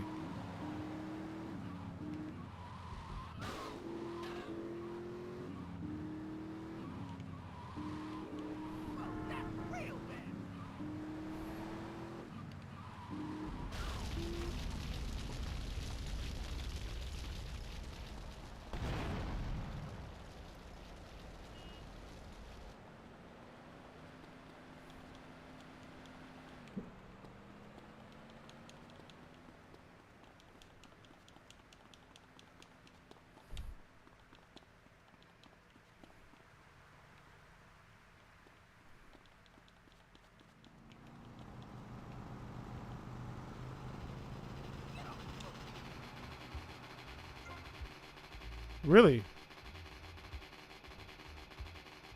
I almost got that. Pole position? I almost got that. Don't be a wise guy. I'm gonna get real close right now.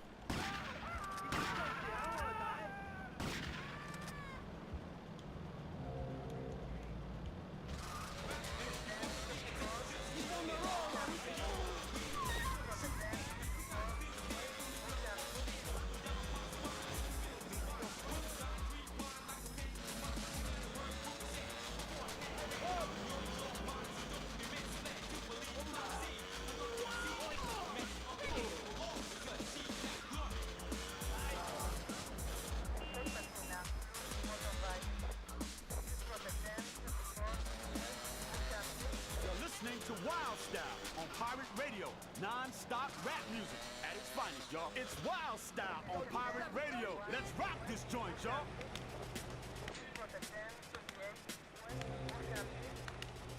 Why play through a white guy? That's the game. What you the hell? Style with me. For you who are new to Vice City, this song is all about me and the rappers. You know what I'm saying? Like that was that like I can't not play as a white guy. That's the game.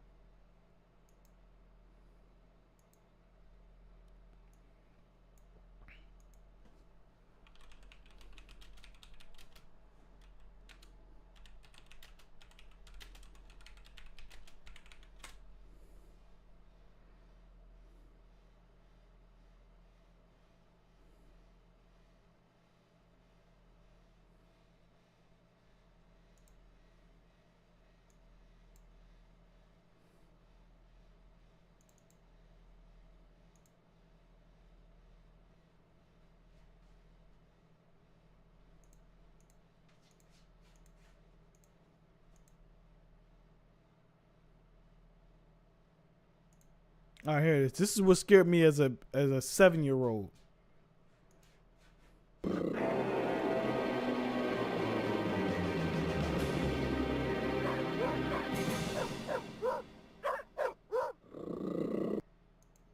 So I don't give a fuck what y'all talking about. That John. Let's see what the other one at.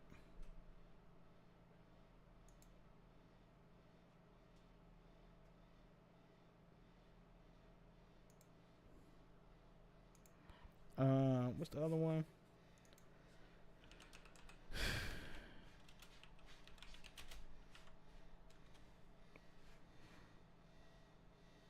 That's it.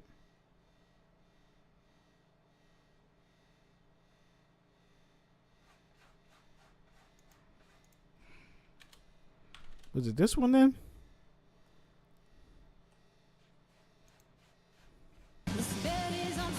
Three of your ex-boyfriends died. Sure, a few of my exes are dead. That's 6. I think I have to warn them. I do too. Roll on some deodorant and we'll head out. Why you play through as a white guy?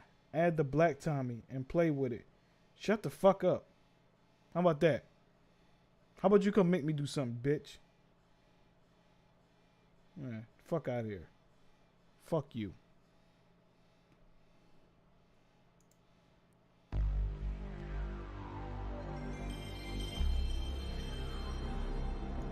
Oh man, they didn't just do that. They didn't just do that.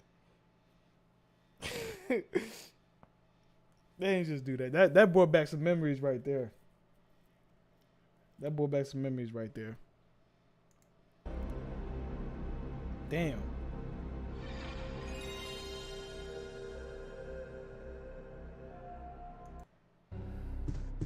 Yeah, it was this one right here. This camera angle is so bad. I was scared as shit.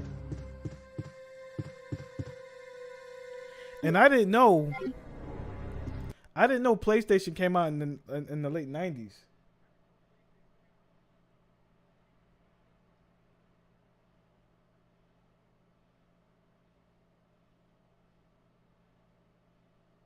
Stop crashing now, just ban him. No.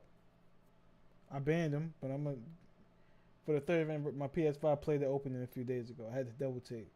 Yeah, bro, that shit bring back memories, yo. That shit brings back memories. I didn't know PlayStation came out in the 90s. I swore it came out in 2001 or some shit like that.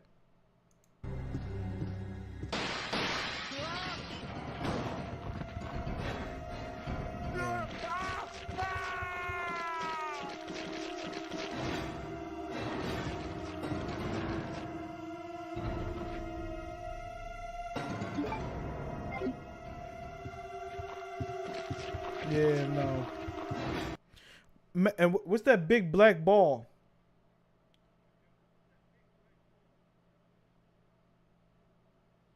What's that big black ball in Mario?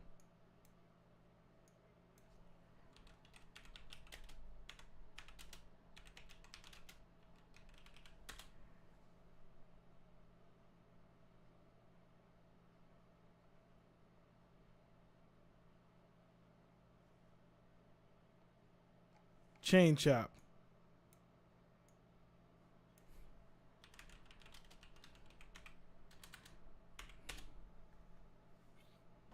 That shit right there. That shit scared me. That shit scared me. 3 of your ex-boyfriends died. Sure, a few of my exes are dead.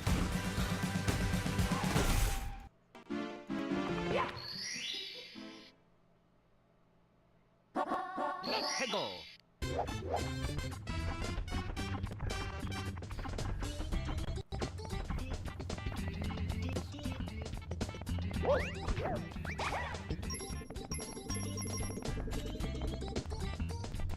There you is, motherfucker. There you is.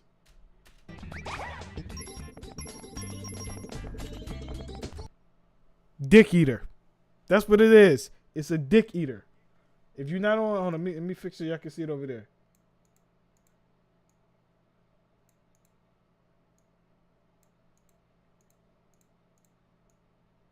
Look at it. There you go. I hated that shit. What other games? What other games? Oh yeah, this shit used to scare me too.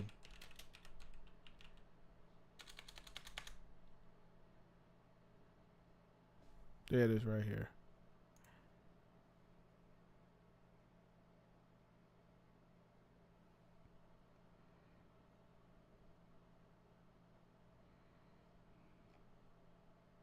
This wasn't the one though. Let me see.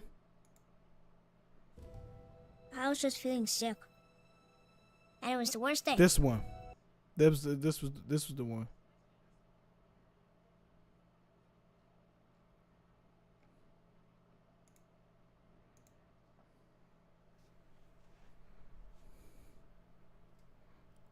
Who the fuck is this guy? Man, I don't want to look at your neck. There it is.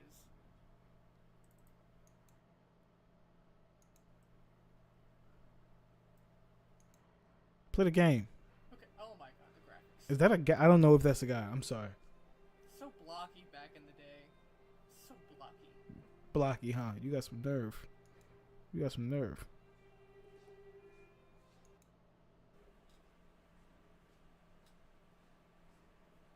Oh, fuck you, game. Man, Fuck you. I don't even want to look at your face, man. Fuck out of here.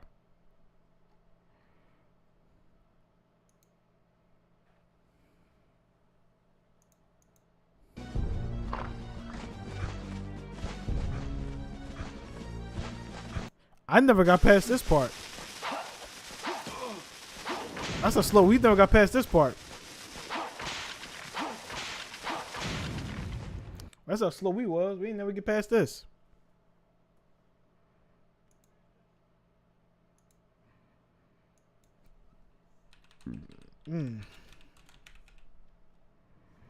Let's see this. How about this?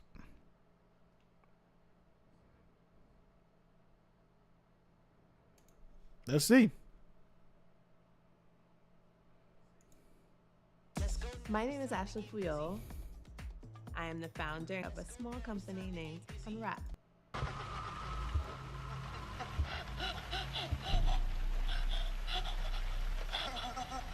Welcome to Watch Mojo, and boy, am I happy to get to narrate this. These are the top 20 best horror games of all time. We've taken the community feeling, public opinion, with a sprinkling of personal opinion to bring you this comprehensive list. Let's do it. The Mortuary Assistant. Rebecca, great, perfect timing. We're starting our list off with a newer indie entry. You might not think this deserves to end up in the top 20 best of all time, but play for a solid 30 minutes and tell me you aren't more on edge than you've ever been in your life. In today's gaming world, a simple creepy ghost isn't always enough to terrify players. What sets the Mortuary Assistant apart is its chilling setting. As the title suggests, you play as a mortuary assistant working the night shift, which is apparently a thing. Anyone with a fear of death should tread lightly when jumping into this game. Ew. There we go. Ew. PT.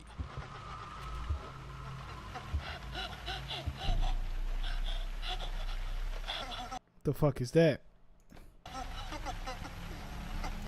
There may be no more infamous video game demo in all of gaming history than PT, and part of the reason why it's so infamous is because it was so damn good. PT's brilliance lies in its ability to disorient players, no matter how many times they navigate its labyrinth environment. It's this sense of creeping madness that defines the game's scares, even though its haunting visuals and disturbing events are petrifying on their own. The only thing that makes this game suck is that you literally can't play it anymore unless you get it on eBay and get your hands on a console that still has it downloaded from 2013. Yeah, I heard about this game. Condemned Criminal Origins.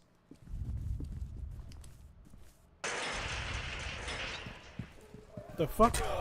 Condemned tells the story of a federal investigator tasked with tracking down serial killers, exploring themes that are surprisingly rare in gaming. It leans more towards the psychological thriller territory like Silent Hill rather than ghouls, ghosts, and zombies. This premise works perfectly as the killer's mindsets and motives are reflected in the environment, much like Silent Hill. While none are as chilling as the department store where mannequins disguise themselves as killers, each area's design forces you to delve into the twisted minds of these criminals to stop them, much like Silent Hill. It's truly a gem on its own, but it's also very inspired by a certain game series. Think Quiet Mountain.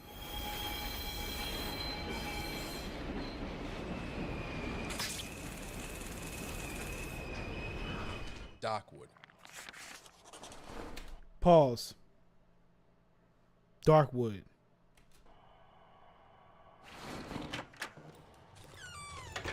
In Darkwood, you wake up with no memory of who you are, where you are, or what's happening.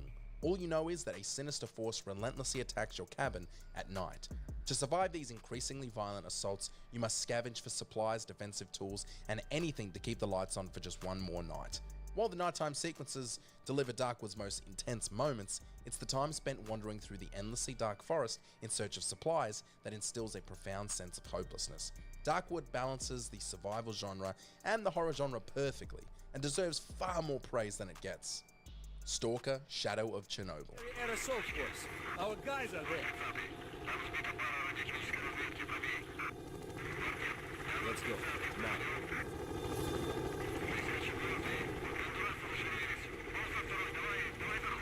You might think the scariest part of Stalker would be the mutants roaming the Chernobyl wastelands. Few experiences are more terrifying than turning a corner and coming face to face with something so horrifying you can't even describe it. But what truly sets this game apart are its survival elements. You feel utterly out of your depth when you're looking at the resources you have, as well as the resources that are available. In Stalker, simply staying alive feels like a challenge, often leaving you questioning why you even bother to keep going. Yet you do.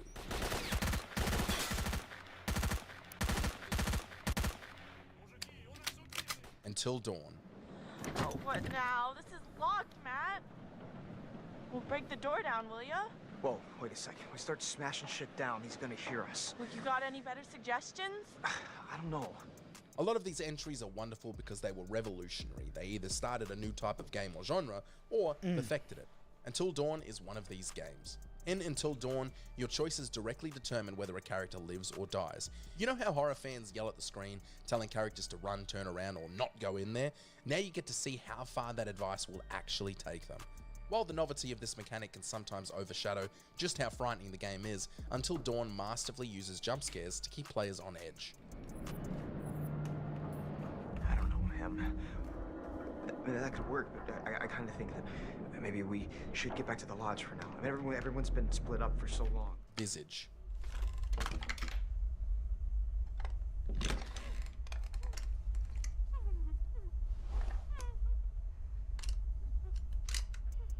I'll be totally honest with you guys from the get-go.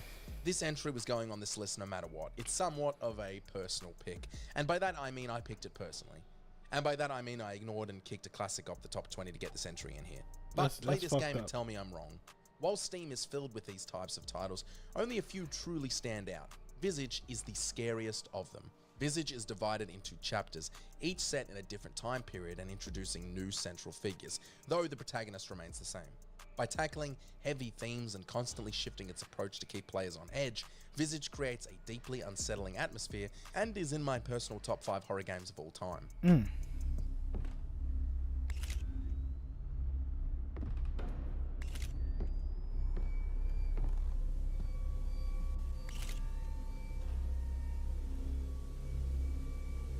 That's crazy. The Last of Us. Something ain't right with them. I think they're sick. What kind of sick? Jimmy? Dad? Honey, come here. Come here.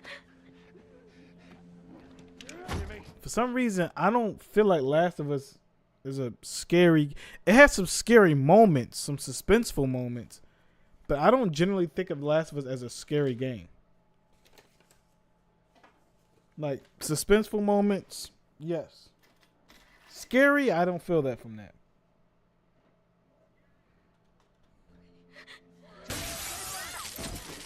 Now, although The Last of Us doesn't make horror its focus, it's undeniably scary, and if we're talking best horror games of all time, we got to acknowledge arguably one of the plain best games of all time in this list. The Last of Us draws from established zombie fiction, building tension through subtle environmental sounds and clever lighting, before hitting you with the 28 Days Later style terror if you make a mistake. The game teaches you to be deliberate with your movements, but what truly makes The Last of Us terrifying is not just the clickers or tricky ladder puzzles, it's the remnants of humanity that are far more unsettling and relatable than we'd like to admit.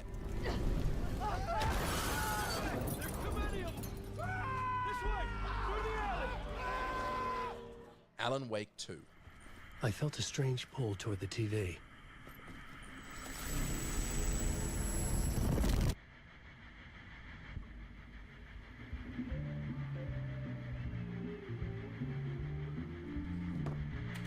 You're talking about when Ellie's crawling around, right? Yeah, that was actually really freaky to me. But I didn't think he was. I thought he was. I thought he ate people. I thought he ate people.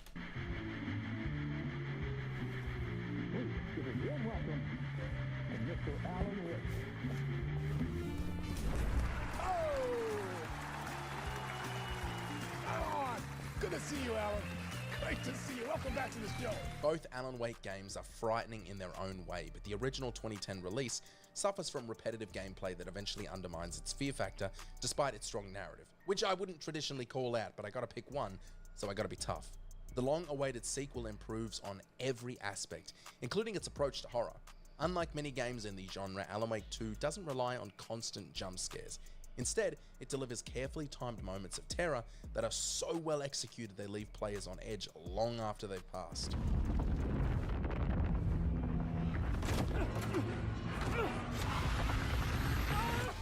Outlast.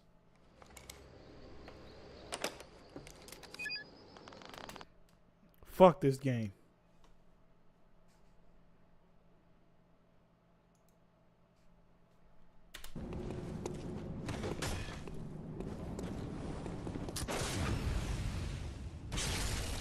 Here's another game on our entry. Man, I let him talk about it.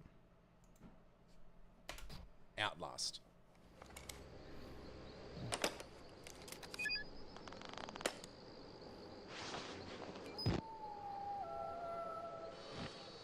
No. Another entry that defined a genre. Let's talk Outlast. Outlast takes a unique approach to survival horror.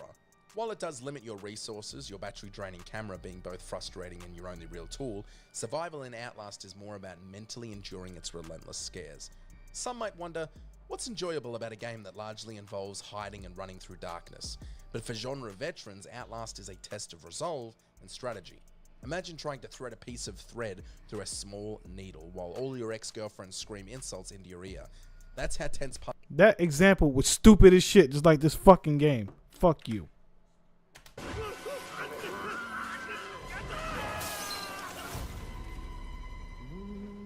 Bloodborne.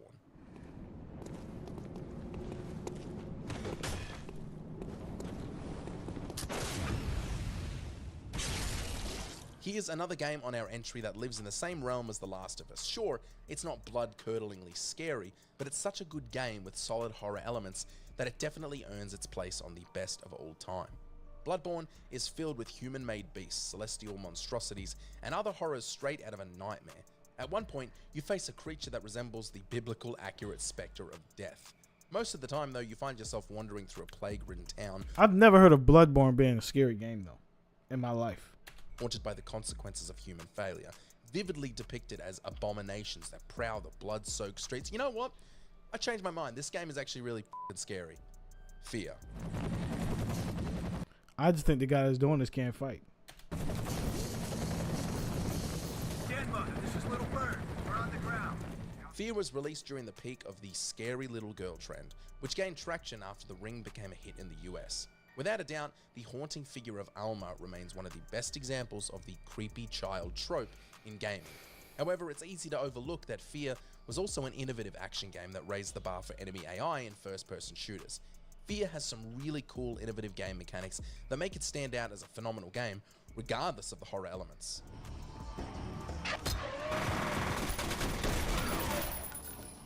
Soma.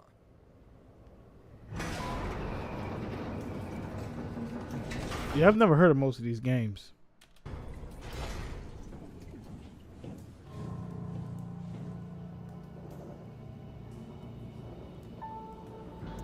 Soma certainly delivers scares in all the traditional ways, being created by the same team behind Amnesia. You can expect plenty of frightening visuals and expertly timed jump scares. However, Soma is the kind of horror game that gets under your skin in deeper ways, pun intended.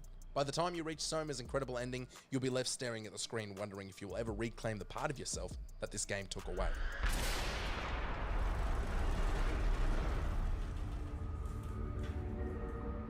Fatal Frame 2 Crimson Butterfly.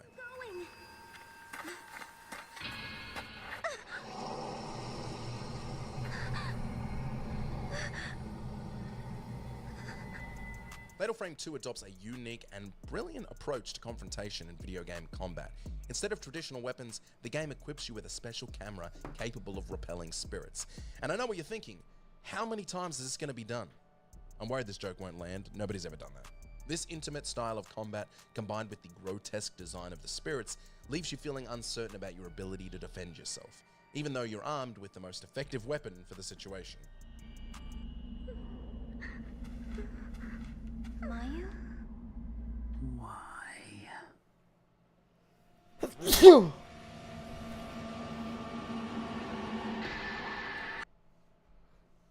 Yeah, I don't know about this one.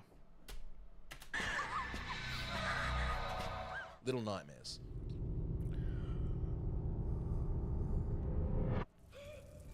There's something particularly unsettling about navigating a sinister world as a small child like Six in Little Nightmares. Set in the moor, players will face various foes intent on capturing her. Armed only with her yellow raincoat, Six must rely on her ability to escape these dangers. With an intriguing story and a host of imaginative monster designs, Little Nightmares gets under your skin, maintaining a constant sense of tension without relying on jump scares. The second game improves upon the original in each and every way, but we had to praise the OG game and all of its beautifully terrifying DLC.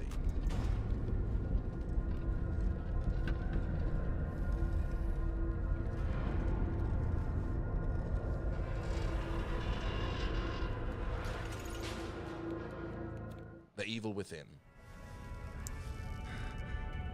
Did I get this? I think I got this. Or maybe I got Evil Within. Yeah, I think I got that.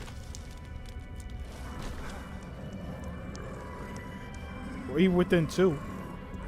To be completely honest, The Evil Within falls short in several aspects. However, when it comes to scares, The Evil Within certainly delivers. This relentless horror game features a range of funhouse-style scares that are both effective and darkly amusing. The second game lands harder than the first by improving upon everything it brings to the table. Shinji Mikami is a master of the genre, and his genius earns his game the 5th spot on this list.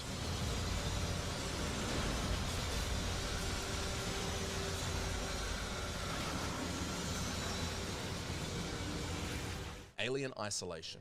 We need to move. This way. Get down. This is bullshit, man. You should be looking for a way off. Are you crazy? There's no way off. At least we're safe down here. It's surprising that it took so long for a proper alien horror game to be made, and by proper, I mean not shit. Alien Isolation utilizes a single xenomorph more effectively than any other piece of alien media since the original film.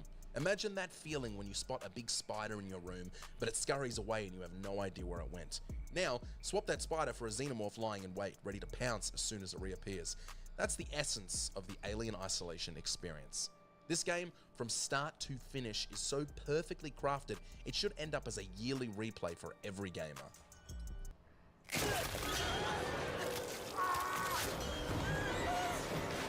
Yeah, I'm good. I ain't playing that one. We good. Resident Evil 7 Biohazard. This one did scare me. This Resident Evil scared the shit out of me.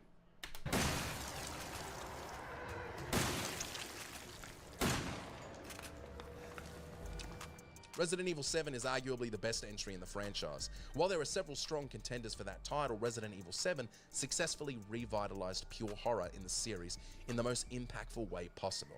It reminded us that everything was going to be just fine in this beloved series. The game's opening moments are among the scariest ever created. A great survival horror game should instill a sense of helplessness, and Resident Evil 7 does just that. The series wasn't scared to go in a new direction. They took a risk, and boy did it pay off. They won Best VR Game at the Game Awards and ended up number 3 on this list. Which do you think they're more proud of?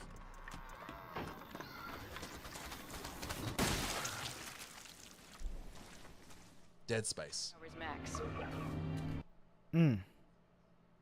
All right, you heard the lady. Take us in. Let's see what needs fixing. Gravity tethers engaged. Automatic docking procedures a go. What the hell? Dead Space is another entry on our list that defined a genre. It introduces so many new concepts to gaming that are still used today. It's honestly shocking just how many games from this year have been influenced by mechanics that were introduced in Dead Space, and that is what makes Dead Space truly brilliant. While the game's atmosphere and exceptional sound design have rightfully received acclaim over the years, Dead Space really stands out due to how its enemy design impacts both the combat and the storytelling. You'll never forget the first time you were caught off guard by a necromorph playing dead. Everyone remembers their first sleepy necro. Terrifying. Yeah, the Nekions. The Nekion monsters.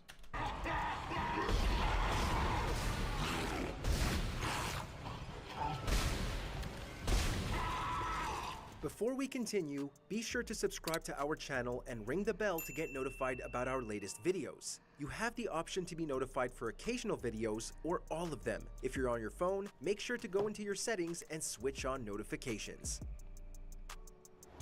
Silent Hill 2. Silent Hill 2. Did y'all expect that?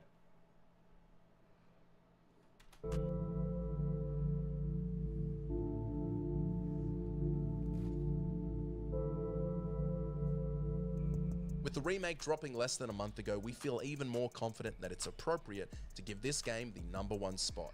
Silent Hill 2 has established itself as arguably the most intimidating horror game ever made. The game's intricate psychological narrative distorts your grip on reality, while the visceral terror of entities like Pyramid Head ensures you won't find solace in any answers you might discover. Few games can scar you quite like Silent Hill 2. The original and the remake both leave players with the exact same feeling towards its conclusion, and it's a feeling that has stuck with most players for over 20 years. Did you enjoy this video? Check out these other clips from Watch Mojo and be sure to subscribe Let's look at and this ring one the right bell. here. 10 forgotten games. It's easier than ever to get heard and get paid on SoundCloud.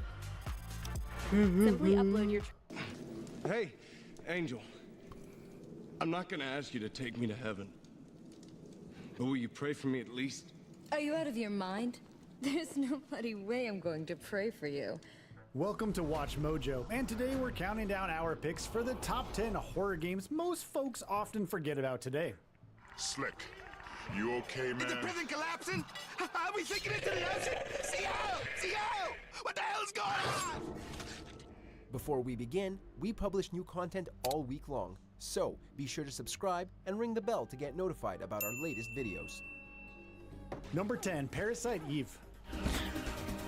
Yeah, I ain't never heard of this. I ain't never heard no shit like this.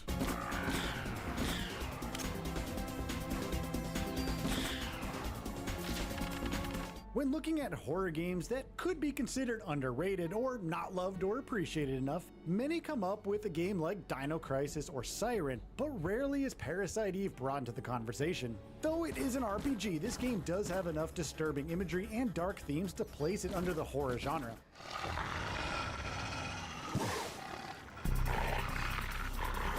The fuck is that? While the game did manage to sell a couple million copies worldwide and would see a sequel and a spin-off, Square Enix left Parasite Eve by the wayside as it continued focusing on other much bigger IPs like Final Fantasy and Kingdom Hearts. And now Parasite Eve hasn't been relevant since the PS1 days, and the PSP spin-off, The Third Birthday, didn't exactly move units. I'm Special Agent Aya Brea, and my final mission is about to begin. Number 9, The Suffering. Nothing compares to the deep satisfaction of terminating a human life. What is this? Silent Hill and Manhunt were sort of the dominant horror games during the PlayStation 2 days, but one that few remember today is The Suffering. You play as Torque, a prisoner on death row who has no memory of the crimes he committed. When an earthquake hits the prison, mysterious forces begin wreaking havoc, giving you the opportunity to make your escape. Well, look what we have here. How long I have been waiting to encounter such a fascinating specimen. The Suffering was one of those games many described as not for the faint of heart, and despite its age, the visuals can be gruesome to witness. We did get a sequel a year later, but it failed to impress critics and fans of the original, resulting in the loss of millions of dollars for publisher Midway Games, and so The Suffering remains in its own little corner on PC via GOG.com.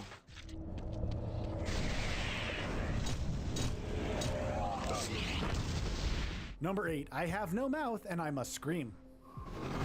What the fuck is this? Machine. Mission worth undertaking. What is this? What is this? So it brings me here. Never heard of this. Electronic pyramid nowhere. Night Dive Studios has gone full force on bringing old FPS and horror games forward to modern hardware. But in 2013, one of their first projects was bringing forward I Have No Mouth and I Must Scream. Based on the 1967 short story by Harlan Ellison, I Have No Mouth puts you in the role of 5 characters, each with their own stories and paths to explore as they endure the torment inflicted by a malicious artificial intelligence called AM. For 109 years, I've kept you alive, so that I could savor your feelings of guilt. What happened to your life? Though you can still play it on PC with the newest computers, it has been quite a long time since this title was celebrated for its dark yet often thought-provoking themes. Perhaps a console port could bring this brilliantly morbid game back into the limelight for a bit. There's no escape for me but death. No, I won't let you die. Number 7, Haunt. I'd do it myself if it weren't for this whole stuck-in-a-painting thing. So why don't you just take your not stuck-in-a-painting body through this door and Yeah, I would have been scared of this shit. This looks stupid. we'll get going. If you've never heard of this gem, it's probably because the Kinect had an infamous reputation by the time Haunt launched. This was one of the few games on the Kinect where the controls actually worked while providing fun gameplay. Players had to actually use their full body in order to explore a mysterious mansion and survive its devious demons.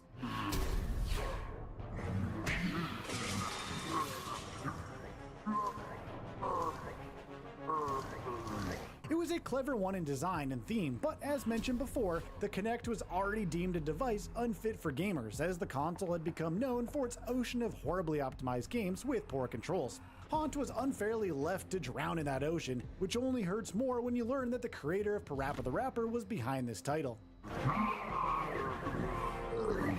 Outstanding. You sure taught that ghost a thing or two. Number 6, Condemned 2 Bloodshot. He found me. I don't have much time. Ethan trusted you. That'll do it to you. Condemned does get talked about every now and again, but more often than not, all anyone can mention is the first game, Condemned Criminal Origins. It makes us wonder if anyone has even played the sequel. Condemned 2 was just as captivating as its predecessor, with its heavy themes and haunting environments.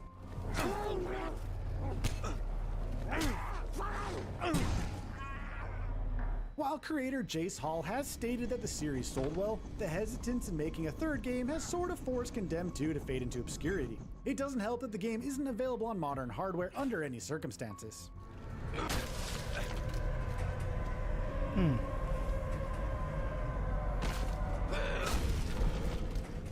Number 5, Call of Cthulhu Dark Corners of the Earth. Yeah, never heard of this, ever. You all right there, sir? Starting to look kind of funny there for a while. Face as white as bone and eyes as black as coal. Like you'd seen a ghost or something. Published by Bethesda Softworks, Call of Cthulhu Dark Corners of the Earth was one of the most garish games that will haunt our memory forever. And of course we mean that in a good way. Developer Headfirst Productions did an incredible job at creating an unsettling environment and setting up unexpected events. Unfortunately, Dark Corners of the Earth never caught on with audiences. What was that?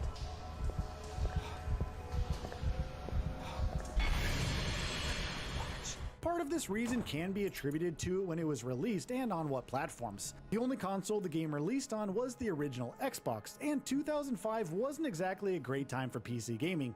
And so, Dark Corners of the Earth went largely unnoticed, only selling a little more than 5,000 copies before the end of the year. Sleep well, and keep down the racket. Us Innsmouth are quiet folk. Number 4, Nightmare Creatures.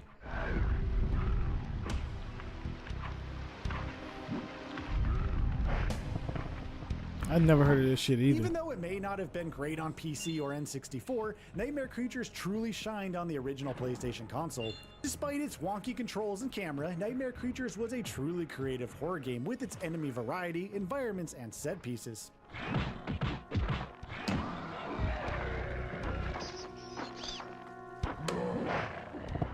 The game was even successful enough to get a sequel in 2000, but here's what made the public forget about Nightmare Creatures so quickly. First, the sequel was a major step down as the horror aspect took a back seat in favor of the action. Second, the PS1 horror games that dominate the conversation almost every time are Resident Evil and Silent Hill. Nightmare Creatures might have been a solid title, but it simply did not make a big enough impact to remain relevant. It doesn't help that the third game was cancelled. Yeah, that can do it for you.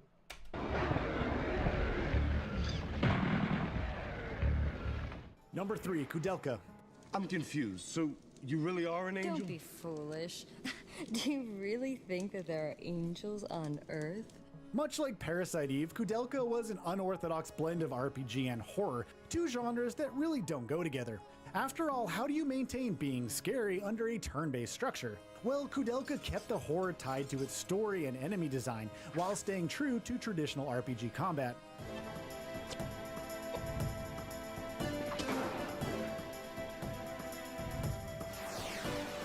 Sadly, critics weren't too pleased with the game, some claiming the game was unbalanced and poorly paced. Kudelka has been left stranded on the PS1, while folks continue remembering another horror RPG series the game would inspired. You're likely to hear more about Shadow Hearts these days. And I'm only going to say this once, so don't forget. If you want to get out of here alive, I suggest you stick very close. Got it? Number 2, Hell Knight.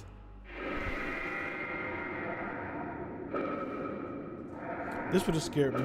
That would have scared me. As a kid, that would have got me scared of shit.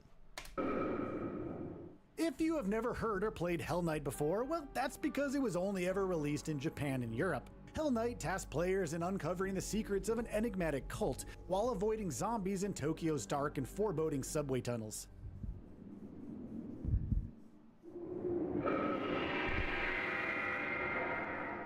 Reviews for the game were mixed, as some critics praised the game's intimidating nature, while others scrutinized it for not letting the player see enough action. No matter which way you feel about how critics treated the game, Hell Knight's limited release definitely is a huge factor in why no one ever talks about it today. Yeah, that would have scared me. Number 1, Clive Barker's Undying.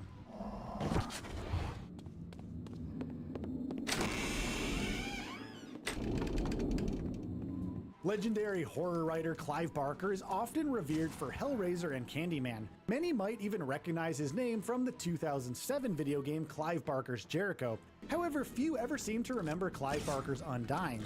Undying was captivating with its World War I setting and dark fantasy elements, as players investigated a malicious cult and the supposed Demon King they worshipped.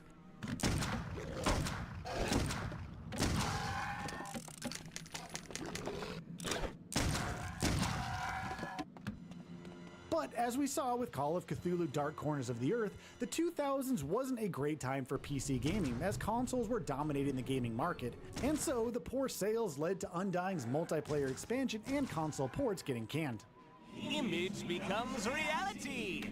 This looks like a game I would have enjoyed. He will rise again.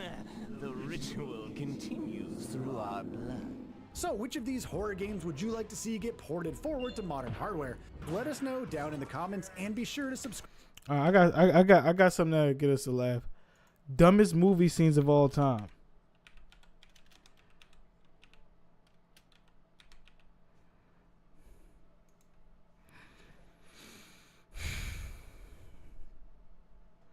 Top 15 worst movie scenes. I bet like 8 of Rich's favorite movies are in here.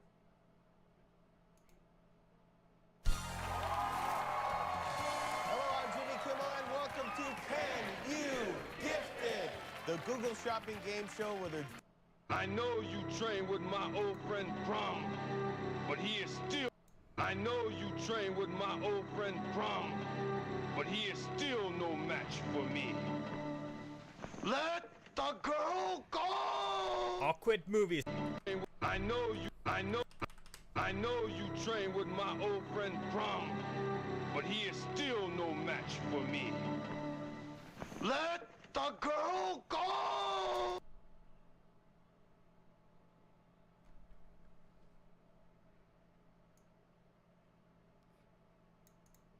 We about to have some. This about to be the reason. This about to be the reason my my stream goes viral, because that was nasty. That was so nasty. Awkward movie scenes are some of my favorite. Scenes with bad acting. Garbage day. My favorite. Oh yeah, this is gonna be funny. This is definitely gonna be funny. Scenes with bad acting. Garbage day. What's wrong with this man's face? Huh? No. Terrible special effects and over-the-top action are somehow always very memorable. This is my top 15 worst movie scenes. Let's see, man.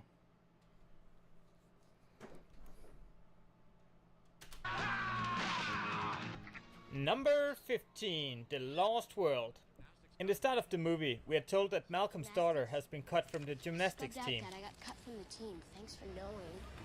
This apparently is a setup for a totally ridiculous scene in the middle of the movie, where during an intense game of cat and mouse between the dinosaurs and the humans, Her gymnastic skills apparently come in handy. Ooh, look at her show off.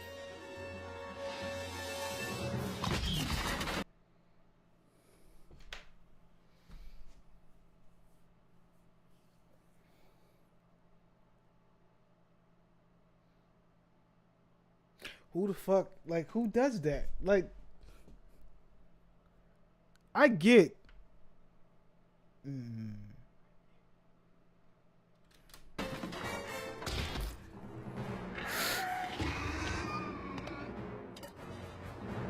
And what a beautiful landing.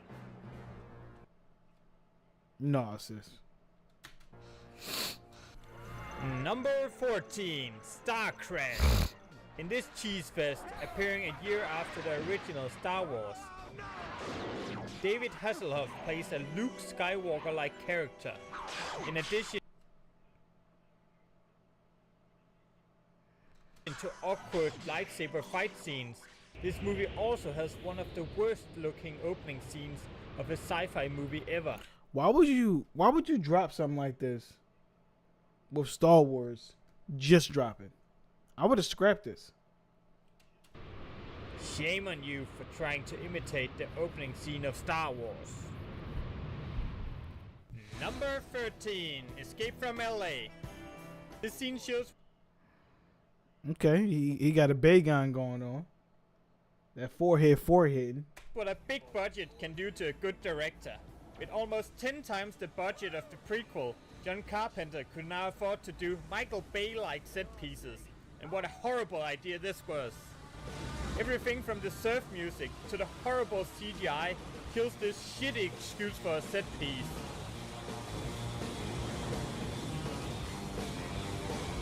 They shouldn't be high-fiving.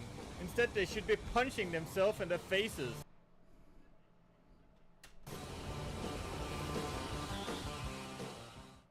Number 12, Enter the Ninja. Okay. First of all, how do you even enter a ninja? And do I even want to know? Nah.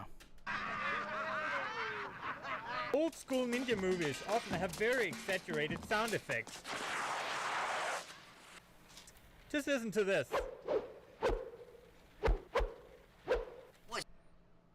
Mother's like he jumping rope, man. This jazz? I don't know, brother.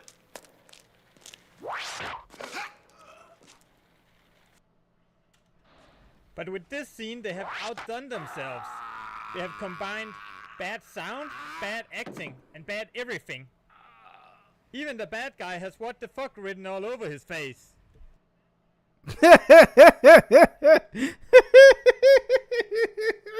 Oh man, this is nasty. Damn, that is nasty work right there, man. Look at his face. Number 11, A Nightmare on Elm Street 2, Freddy's Revenge. With a shitty montage like this, I think he got his revenge.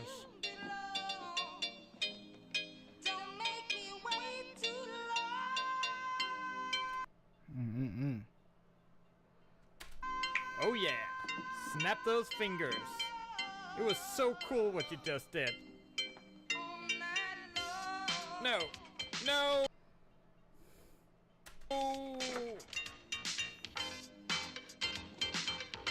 And it takes out the pump. Oh, can it get any worse?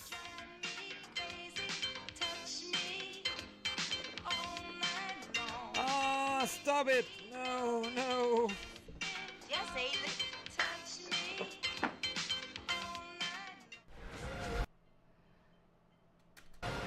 Number 10, James Bond, A View to a Kill. Here you can see how a bad soundtrack can completely ruin a quite nice action scene. I'm not even Why is that the music they chose? kidding. I haven't tampered with the soundtrack. This is actually it. Sure, the Beach Boys song is a setup for the last part of the scene, but the Beach Boys do not belong in a James Bond movie. Period.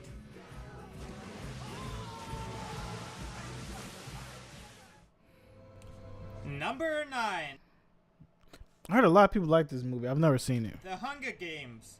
Hi. Hey. How did you do that? I used to decorate the cakes down at the bakery. Okay, so cake painting Peter is a camouflage expert? In this dramatically awkward scene, we see how this comes in handy. This makes absolutely no sense. Oh my God, Peter! So Peter is wounded and goes into hiding, and instead of covering his face with moss, like he has done it with his body, he has the energy to make an elaborate face paint. This is ridiculous. This look like, what is this? Number 8, Cool as Ice. There is only one way for a rebellious, icy hot red rapper like Johnny to impress the female honor student, Kathy Winslow. Jump the fence on your motorcycle. Scare her horse. Totally ignore the fact that you made her fall off the horse. Hey, you okay? And when she gets angry with you, just play the victim. Damn, what the hell's wrong with you? What the hell's wrong with you? Nothing till now. Aw, would I hurt you? That's all right, I'll live. That fat ass jacket.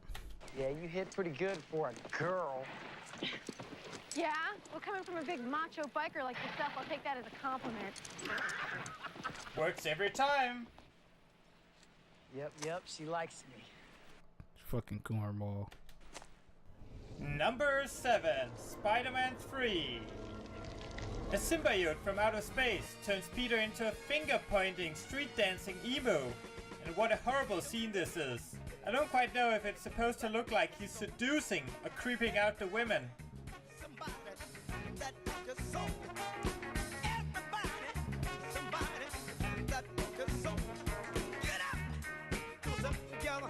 Oh, look at his sexy thrusting. He was bugging out. He was drawn. He was drawn. Number 6, Kickboxer. Oh yeah, I remember these movies. My dad loved this dude. You good dancer? The dancing? Yeah, American dancing. Disco. Oh yeah, dancing. I'm good. Why? Like to see you dance. Van Damme sets new standards for bad acting. And now let's see if he can dance better than Peter Parker. Here? Really? Ooh yeah. My dad made me watch it.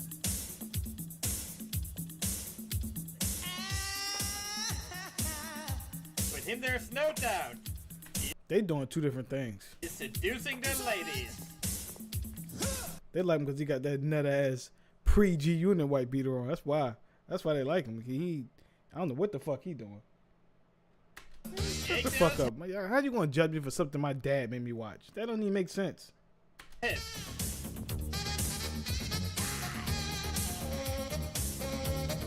Funky. Oh hell no. Hell no.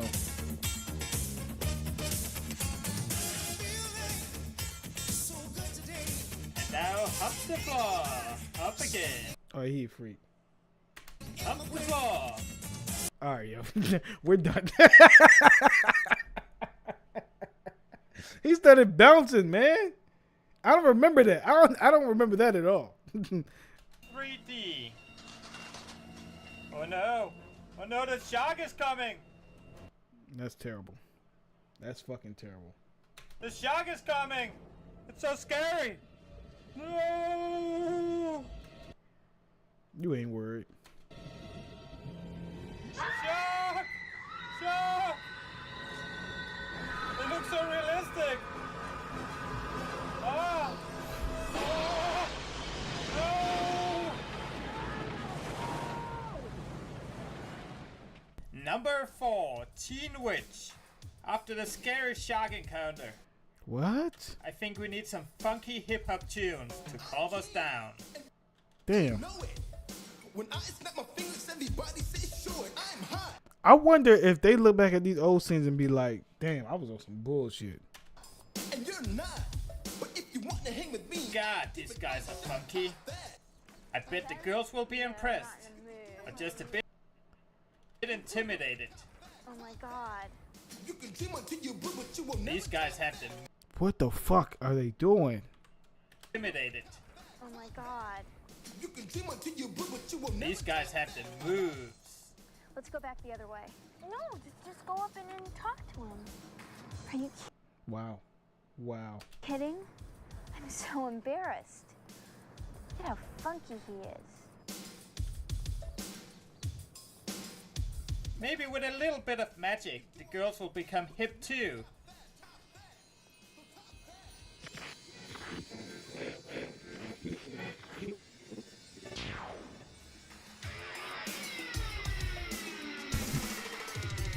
Oh no. Supersonic, idiotic, disconnected, not respected. Who would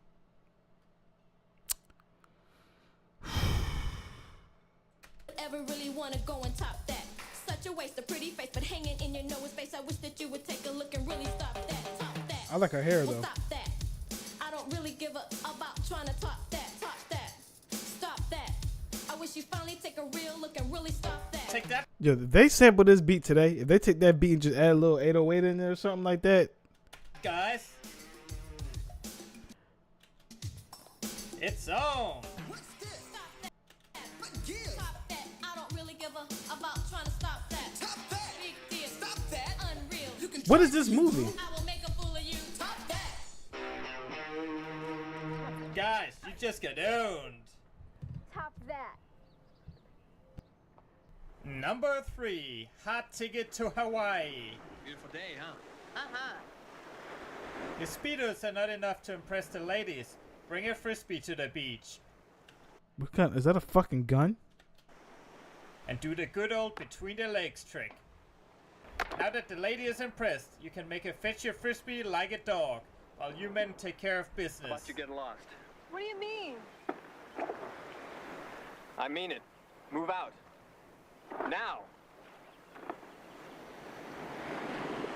Give her a small compliment to make sure that she comes back. Hey, Colleen. Got a great ass. You're a liar. You're a fucking liar. I have no. No, you're a fucking liar. So do you, Pilgrim.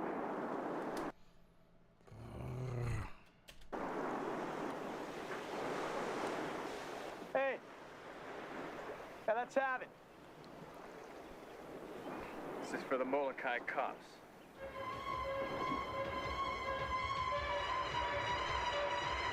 Macho Man throwing frisbees can be a real pain in the neck.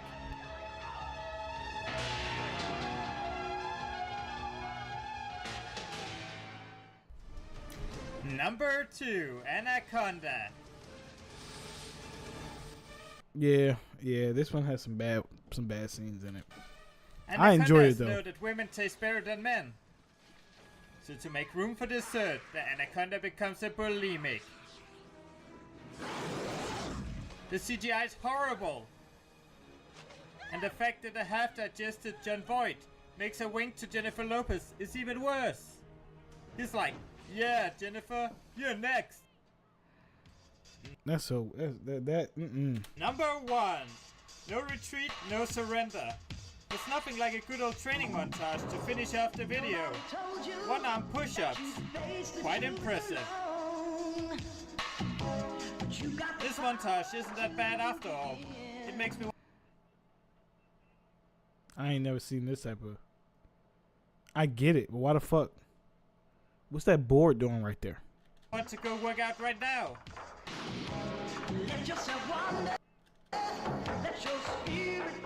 Pretty cool exercise. Makes me wonder how he got his feet up there. Yeah, like there's a lot of questions with that one. Who cares?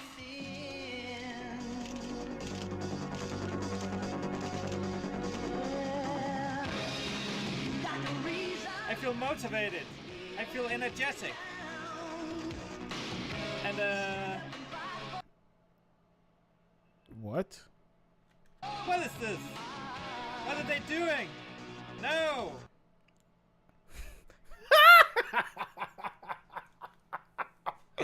Oh my god, what the fuck? Like for what? For what? For what though? Like why?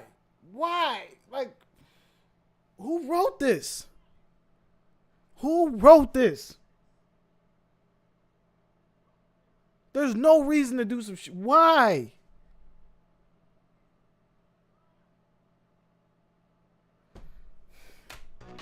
What a way to completely ruin the montage. I don't even want to think about the purpose for this scene. I'm never going to work out again. Ever. Thank you for watching. And let me know in the comment section below what are the worst movie scenes you've ever seen. Yeah, man, that was all fucking nasty. All of it. That last one made no sense. I feel like that last one was a setup, bro. I have a confession. I regret not trying therapy sooner. And I didn't because back when I was a personal trainer, I thought that being physically strong meant... I'm British. So are these.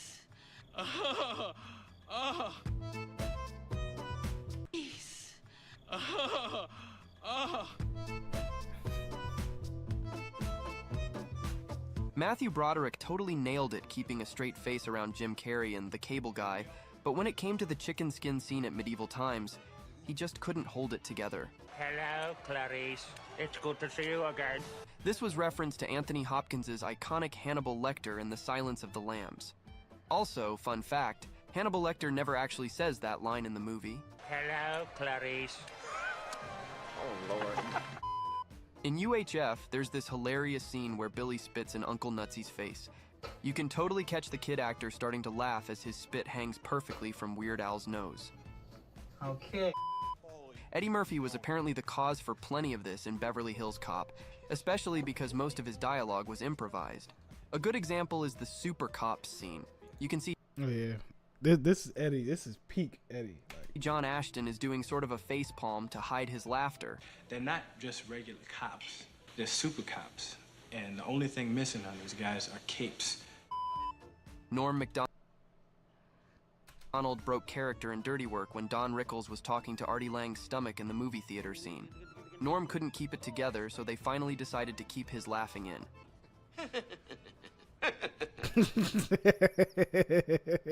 You get a horse and live in the mountains someplace and don't bother anybody. You ever tried shawarma? There's a shawarma joint about 2 blocks from here. I don't know what it is, but I want to try it. In the post-credits scene of The Avengers, the heroes are shown eating shawarma silently, looking super tired. But Chris Hemsworth can be seen briefly smiling when he sees Ruffalo holding back laughter. Given that this scene was shot last minute, literally the day after the world premiere, it's safe to say that the crew probably didn't have too long to get it in the can. How do you know she is a witch? She looks like... Yeah, this is kind of dope. This kind of reminds me of like bloopers. In Monty Python and the Holy Grail, during the witch scene, John Cleese continually changed up his timing, which would usually result in the other members laughing during the long pauses. You can see Eric Idle biting the scythe he's carrying at one point to keep from laughing. Dee Wallace in E.T. the Extraterrestrial has to stifle an out-of-character laugh as she begins to scold his son for calling his brother penis breath at dinner, suggesting the insult was ad-libbed. It was nothing like that, penis breath! Elliot! I'd have lost it. Sit down. I would have lost British. So are these. In Dracula Dead and Loving It, there's this scene where Harker and Helsing stake Lucy. Steven Weber, who played Harker, didn't know how much fake blood he'd get sprayed with. So, when he starts hammering in the stake and gets hit with it, he's trying so hard not to burst into laughter.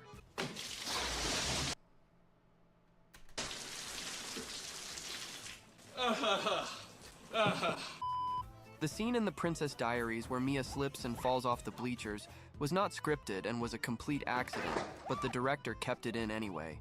Heather Matarazzo breaks character briefly, but Anne Hathaway is too busy laughing her head off.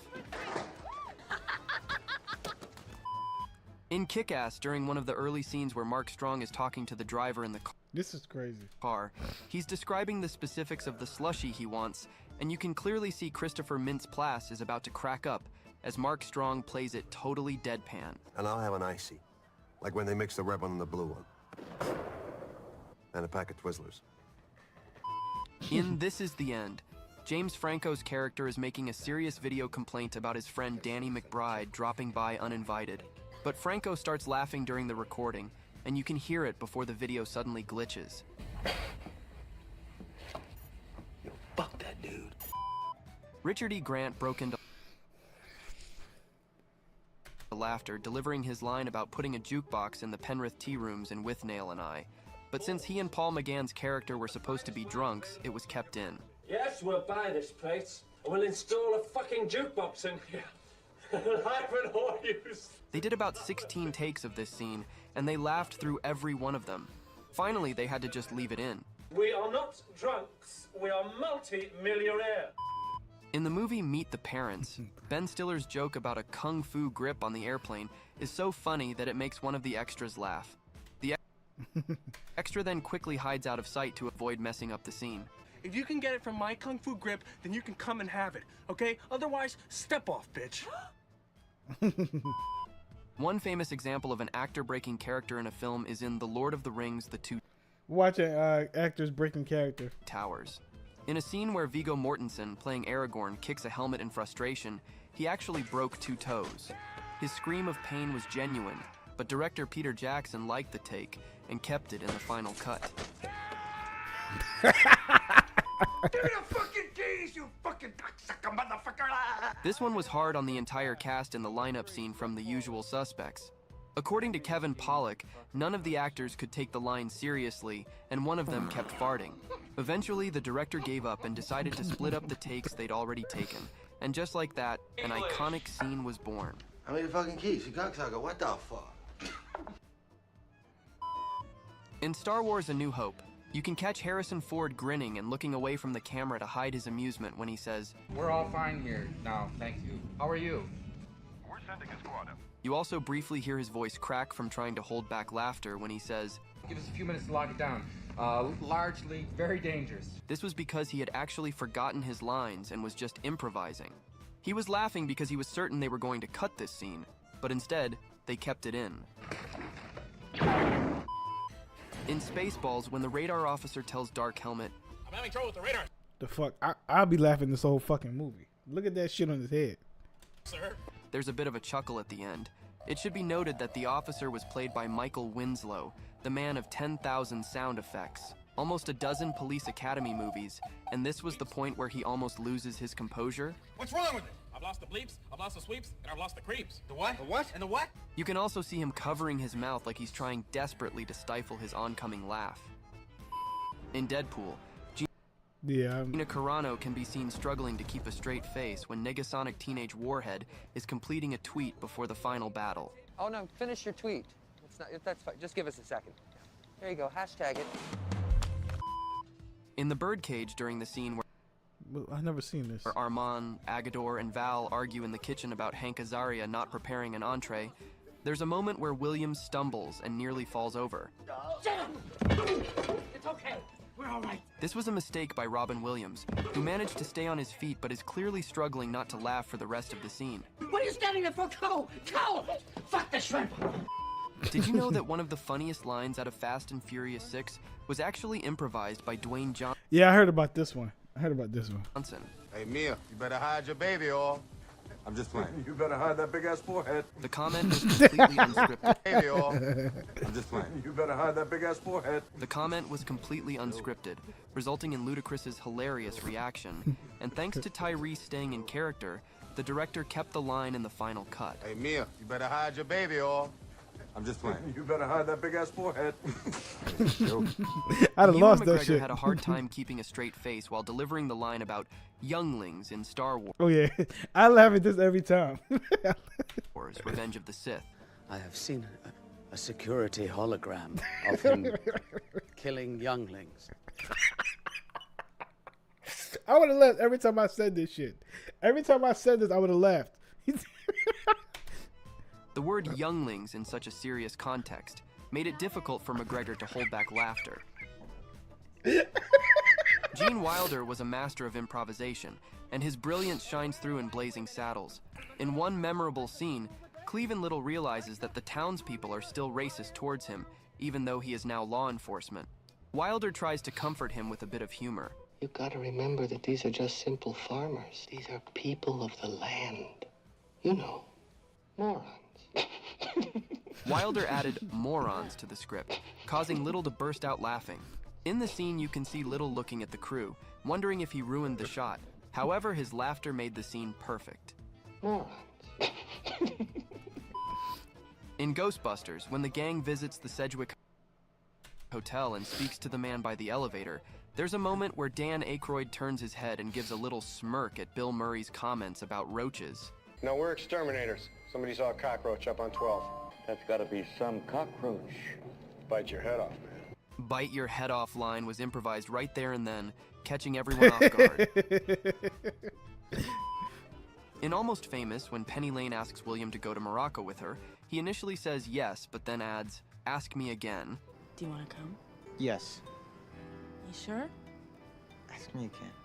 This was actually Patrick Fugit, as an actor, asking Hudson to repeat her line so he could deliver his line again for another take. However, director Cameron Crowe really liked the way it played, so he decided to keep it in the... This shit is hilarious. Here's how the average man's life would change if he never saw an ad again. Day 1, he would install Pi on his computer without... Oh my God, Luther, that smells amazing.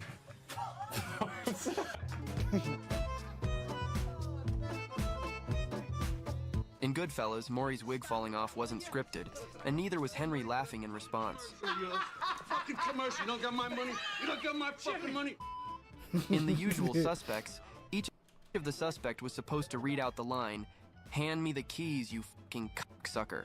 But each of them improvised that line in their own individual way, resulting in an absolutely hilarious scene that will forever remain iconic. Give me the fucking keys, you fucking cocksucker motherfucker! Knock it off, get back. But later it was also revealed there was an additional reason for the laughter. Apparently, Benicio del Toro kept farting during each take. In English. How many fucking keys, you cocksucker? What the fuck? Number 4, step forward. What are you doing? Honey, this... In American Beauty, when Carolyn told Lester she was ready to go while he was smoking pot with Ricky outside the restaurant, Kevin Spacey couldn't stop laughing. Wes Bentley can be seen laughing too, as this wasn't scripted. Nice meeting you, Ricky. Thanks for the thing. Anytime. In The Master, during an elevator Never heard of scene, an actor farted, causing the cast, including Hoffman, Joaquin Phoenix, and Amy Adams, to crack up. What? What the hell just happened? The entire elevator is so heavy with talent that it can hardly go up. You gotta be kidding. What? In American Pie, Eddie K. Thomas, who played Finch, had to act like he had explosive diarrhea after Stifler put laxatives in his coffee. He runs to the girls' bathroom and has a violent bowel movement in front of laughing girls.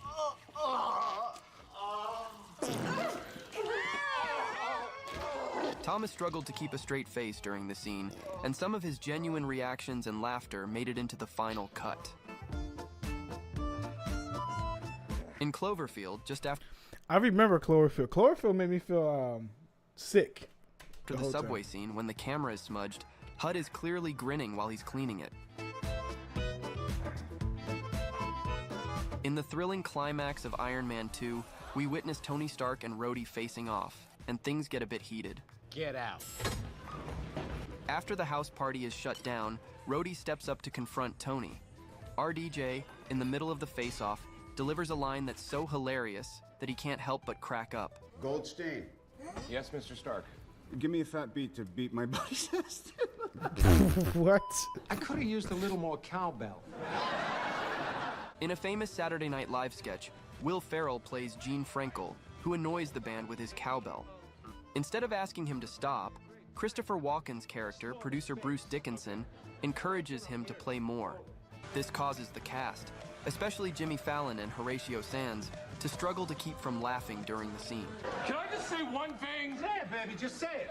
And if Bruce Dickinson wants more cowbell, we should probably give him more cowbell. Say it, baby. Daniel Day-Lewis, known for his intense method acting and 3 Oscars, rarely breaks character on set. However, during There Will Be Blood, he had a rare moment where he broke character, showing even he has his limits. Well, take this glass.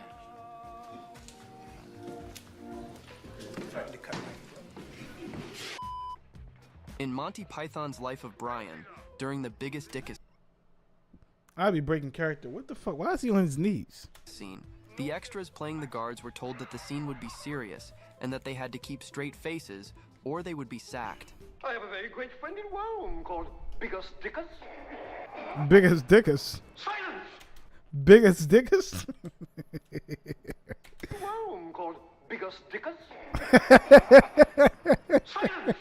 What is all this insolence? Michael Palin turned his performance up to 11 to get them to corpse, and even he can barely keep it together in some of the close-ups. And it ended up as one of the funniest scenes in the entire film. Biggest Dickus? I would have lost it every single time. He's fighting for his life. In With Nail and I, Richard E. Grant breaks out laughing in the tea room scene. This wasn't scripted. Yes, we'll buy this place, and we'll install a fucking jukebox in here. Ivan Hoy used to. He heard snorting dogs from the old ladies at the table behind and thought someone was laughing, causing him to keep corpsing. After too many retakes, the director gave up and kept the laughter in. We are not drunks, we are multi-millionaires. In The Duelists, during the scene where DeHubert asks Adele to marry him, she starts laughing. This wasn't intentional. Ridley Scott explained she had a hard time keeping a straight face because one of the horses had a huge erection. I would like to rear up and jackknife my legs and kick you both in the fucking jaw with my foot bone. I hate his hairstyle in this movie. I hate that. Rear up and jackknife my legs and kick you both. She's fighting for her life. She is fighting for her life. I would like to rear up and jackknife my legs and kick you both in the fucking jaw with my foot bone. In This Is 40, Melissa McCarthy's character berates and threatens Leslie Mann, Paul Rudd, and Joanne Baron. During the credits, an extended version of the scene shows McCarthy saying a lot of stuff that wasn't in the final cut. And Mann and Rudd absolutely could not keep it together. I'm gonna start with Karen Carpenter's head. I'm gonna rip her head off, and I'm gonna drink her blood. In season 2 of The Umbrella Academy, Luther farts in the elevator, making his siblings disgusted. Tom Hopper said they couldn't film it without laughing. You can see this in a blooper where Robert Sheehan, as Klaus, did a little improv, and the whole cast broke character laughing. Oh my God, Luther, that smells amazing. Wow. Wow. In an old example, Don Knotts kept laughing during this scene on The Andy Griffith Show. They had to reshoot it 20 times because he couldn't keep a straight face. In the final cut, he keeps it together, but you can see Andy Griffith laughing. We got to nip it! Nip it in the bud! Nip it! Let's hear it! Nip it! Ladies and gentlemen of the... In My Cousin Vinny, during the public defender's opening This is wild. statement, which is when he reveals his terrible stutter, Mitchell, Ralph, and Joe Pesci can be seen in the out-of-focus background practically howling with laughter. They struggling over there. Look at them. They are struggling. In The Cable Guy, Jim Carrey's character puts chicken skin on his face and imitates Hannibal Lecter. This ad-libbed moment made Matthew Broderick smile genuinely and inspired many kids to mimic it at medieval times in Dallas. Hello, Clarice. It's good to see you again. In The Empire Strikes Back, after Lando flirts with Leia and Han says, All right.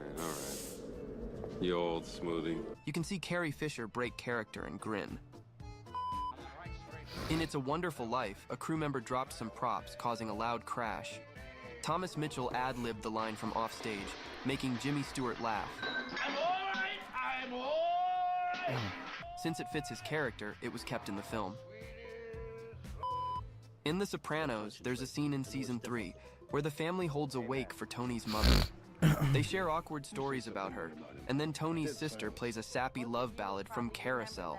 I loved you, time and again I would try to say. Michael Imperioli recalls everyone laughing and being unable to stay serious, frustrating the crew. Watching the scene, it's clear why they couldn't keep a straight face. In circles I'd go. In The Devil's Rejects, There's a scene where Captain Spaulding, as his monster clown persona, punches a mother in front of her son and then threatens the kid while stealing their car. Fucking hands off of me! The kid is supposed to be crying in fear, but the actor is clearly trying not to smile and laugh. That kid ain't shit. His mom got punched on. He ain't gonna laugh. My name is Ashley Puyol. I am the founder of a small company named Unwrap. Wait for it. Tell me, look, man, there goes Sharonda in there. That's the one who tried to punk me in the parking lot. Yeah. Hey, Sharonda! Hey! Yeah, it's me, Cole Brown. What's up? I'm on top of the world now. Who's the punk now, huh? Who's the punk? Who's the punk? You almost lost your life. You almost lost your life. I'm cool.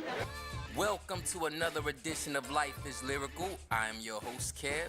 And listen, man, I'm such a big Martin head. You know what I'm saying? Over the years, I watch Martin so much I can actually pick out a lot of times where the cast breaks down and start laughing because, you know, it's so funny. One of the best shows ever. So let's have some fun with this one, man. And as always, if you dig what you see, please like and subscribe for free.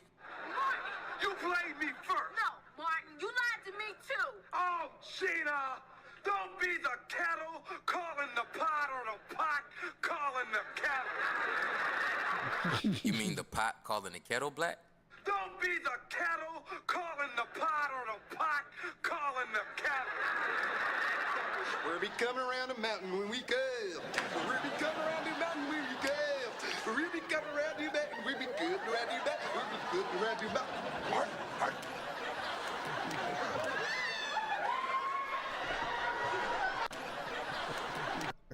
This stupid ass walk.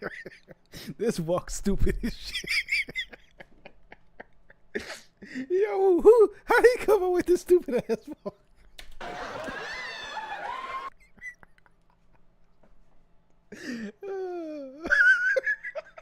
How you come up with this stupid ass walk, man?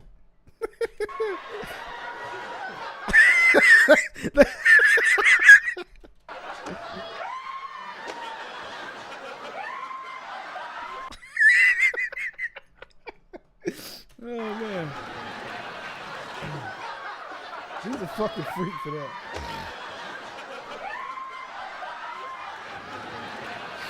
Oh man. Payne, take a seat. We voted 3 hours ago. Guilty. Oh, Mr. Payne, please. Pay the $150 fine plus $200 in court costs. Hold up!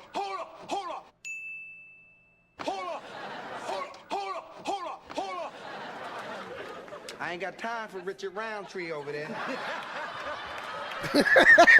I ain't got time for Richard Roundtree over there. Looking like Jim Kelly over there.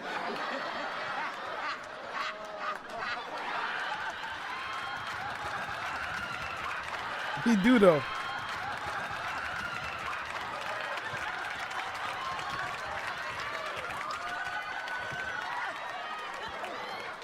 If you watch closely, you'll see that Martin is really struggling to get this line out. Hey, why don't you just leave before you embarrass yourself? Oh no, it's too late. What? Let me tell you something, G.I., huh? Let me tell you something, okay? You don't mess with me. Look at that girl Abram, you hear me? You better back off, okay? You don't He couldn't get it out. Look at that girl Abram, you hear me? You better back off. Yo, that's all for today, Oh, man. I really man. hope you guys enjoy it, man. Like I said, if you dig what you saw, please like and subscribe. I got so much more coming for you. All right, I wish y'all love, bless. Oh man, good times, man. Good times. Good fucking times.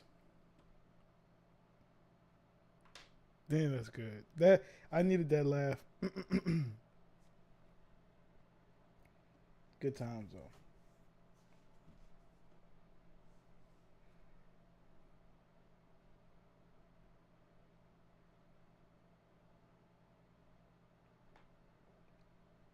Yeah. That's fucking hilarious to me, though. Oh, man.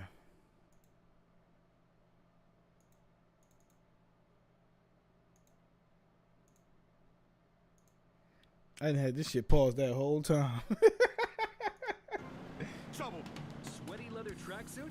Absurdly fat Dayglow laces? Something missing? Complete the look with a replica car sign insignia on a chunky gold plate chain at Vice City's one-stop shop for people who know how to put the hip into hip-hop. Bitch. Complete the look. Bitch. Whoa!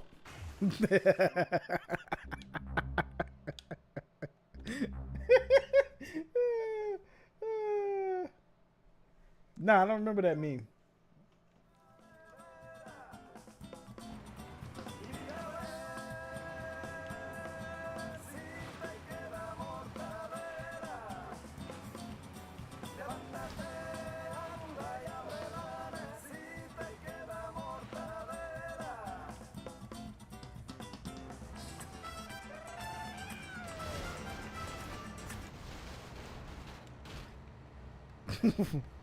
Damn, man.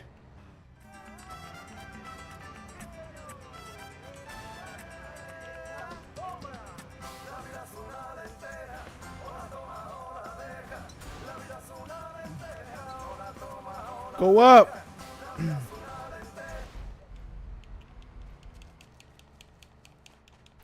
What's your favorite movie of the 2000s from 2000 to 2010? What's your favorite movie of that era and why? Doesn't matter if the movie is good or not or whatever. Just a movie you enjoy a lot.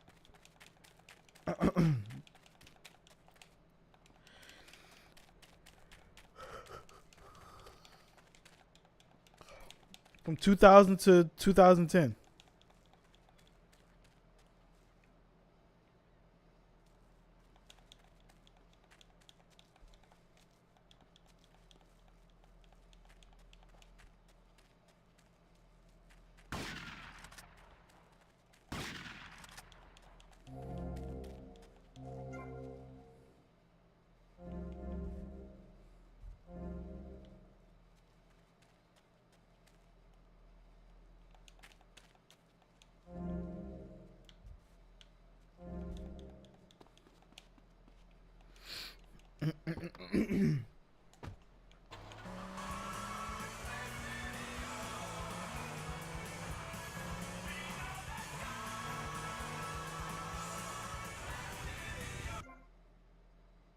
That 40-year-old virgin.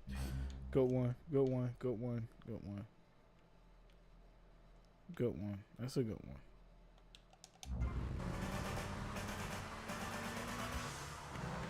If you wake up next to a fat hog in a trailer, you're living the life of V-Rock.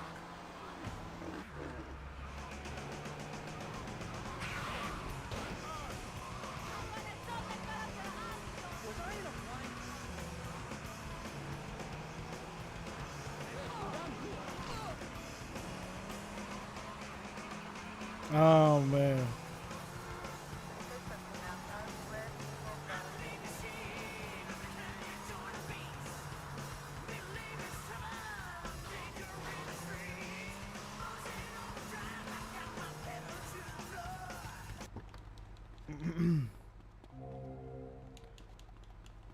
I think 40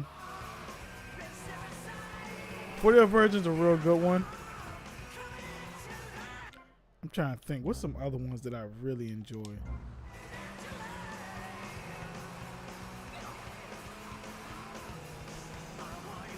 I've never seen that.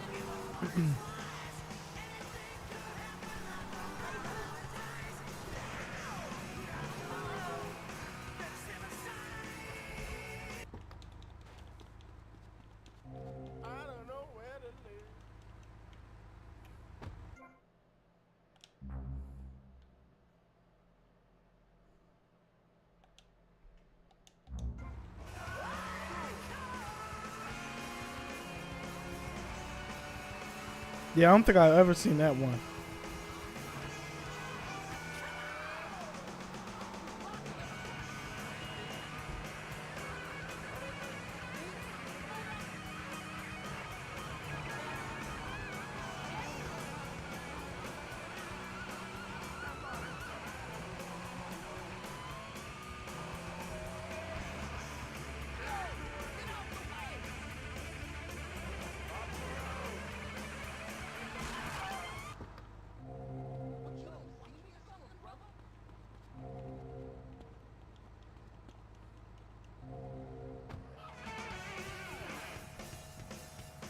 Sandra Bullock.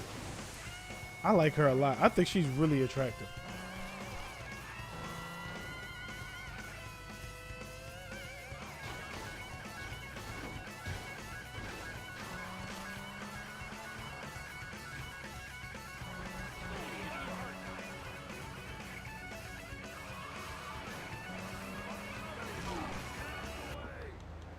These ain't friendly streets.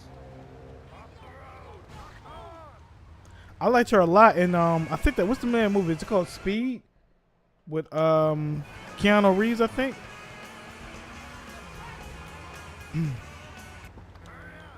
For me, if I could pick one movie from 2000 to 2010 that I thoroughly enjoyed, there's two that come to mind.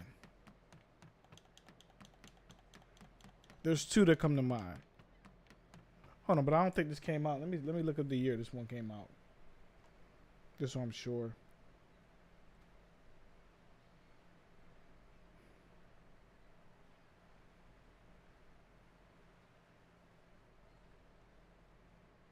Okay, so there's two.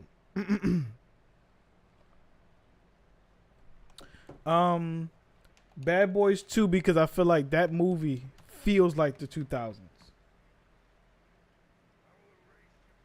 No, yeah, those are night. I know they're like Bad Boys 2 because it feels like the 2000s to me. It feel like if someone was like born in like 2015 and it was like what did the early 2000s feel like? Bad Boys would be the movie I would show them, like, yo, this is what it felt like. This is how it feels, the music, everything, right? Another movie, if I didn't pick Bad Boys, I would pick 300 Spartans. Because that was the last movie I saw in theaters with my dad. And my dad being a Vietnam Marine, right? Yeah, Nelly killed that soundtrack. He killed that soundtrack. And my dad being a Marine, it's fitting that my last movie I see in theaters with him is a very militant movie. So it will be one of those two. I will go Bad Boys first because Bad Boys is one of those movies. I put it in the same category I put All About the Benjamins, where if I watch it, I'm instantly in a good mood. It's hard for me not to be in a good mood when I watch them because of the nostalgia attached to it. The movies are solid. They're funny. They're very funny. And like, to me, they just represent that era of movies very well. Like, there's certain movies that represent the 80s well, the 90s well. And I think Bad Boys 2 represents 2000s, that early 2000s very well. I just think it does. Like, I just feel like when you watch it, you be like, damn, what era was this? Oh, this is 2000s. You could just tell. What's that about, pal?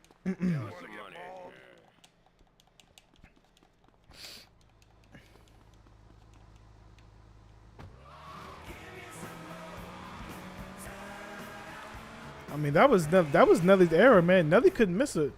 Nelly didn't know how not to make a hit in the 2000s. Nelly had like, he couldn't miss.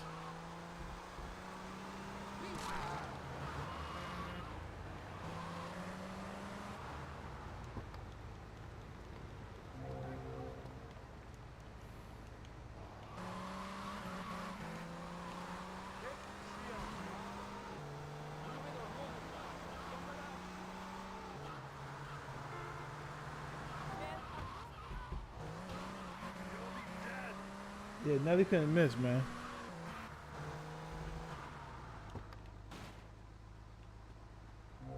Up until Ja Rule went into 50 Cent, he couldn't miss either, so.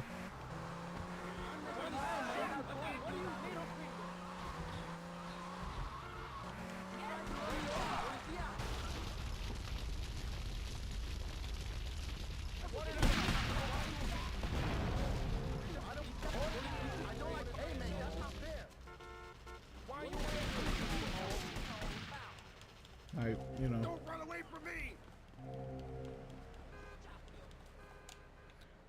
The only thing that messed Ja Rule up, because I remember I was talking to Trey about it, and Trey was like, "Oh, I think Ja Rule beat 50 in the verses."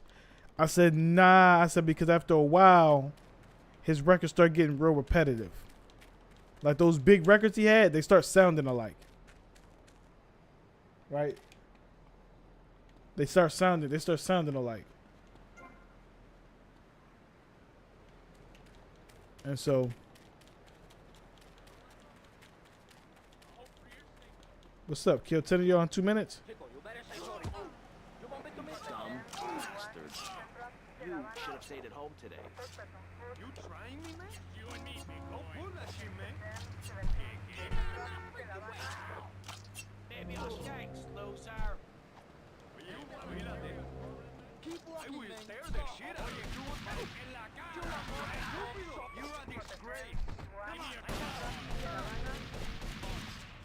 You guys ever catch any criminals? Leave me alone, mister. Go play with the chopper.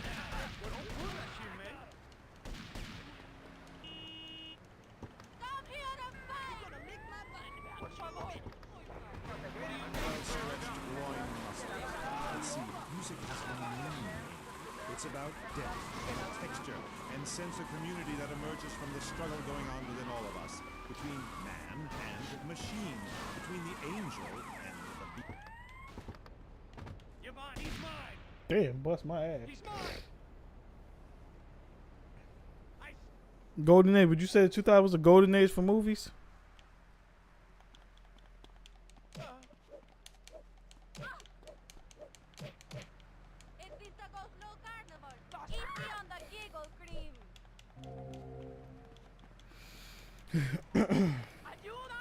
I like 80s films. I don't know if I can say we had a really good era of movies though.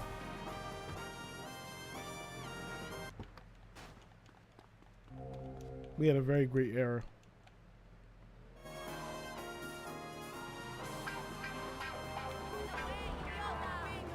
Yeah.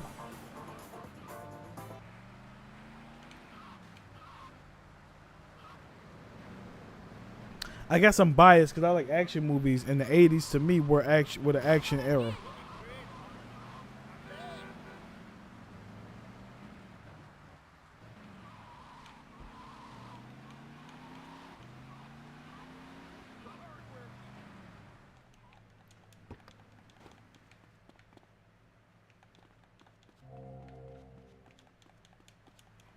The joint is 30,000. I need 30,000 to get the pool hall.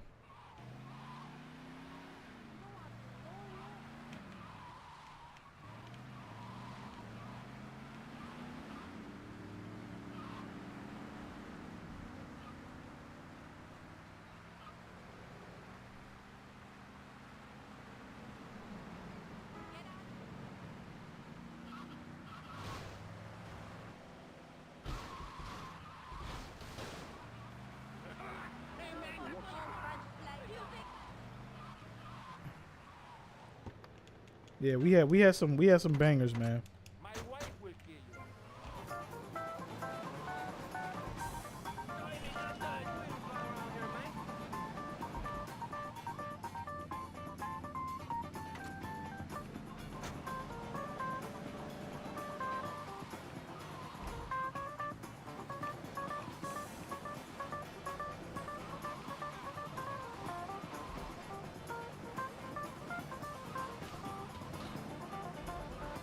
We had a great era of movies, man.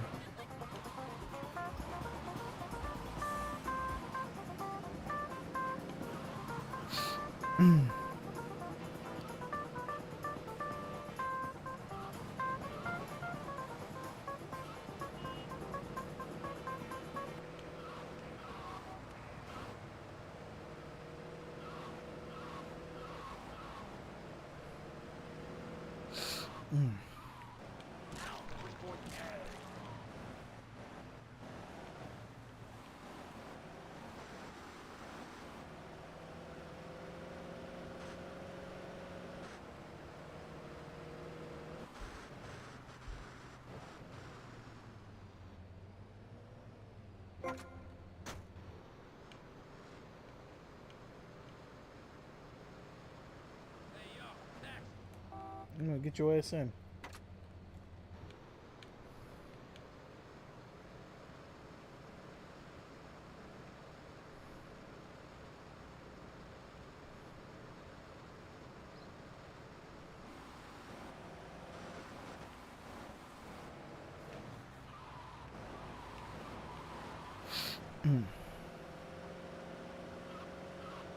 I guess I'm a little biased though, because I know I love the '80s movies a lot.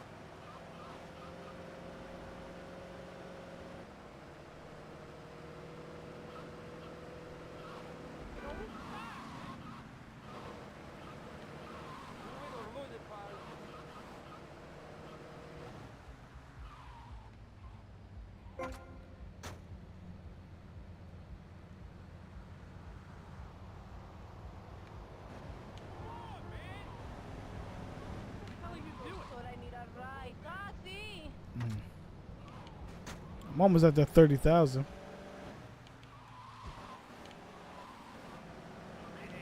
Right? I'm almost at 30,000.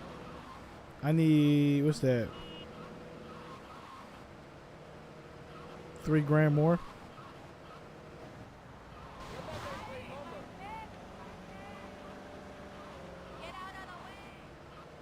Get out of the way.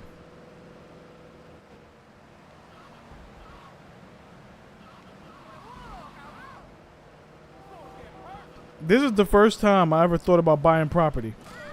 And it's because of this game. Never thought about buying property before.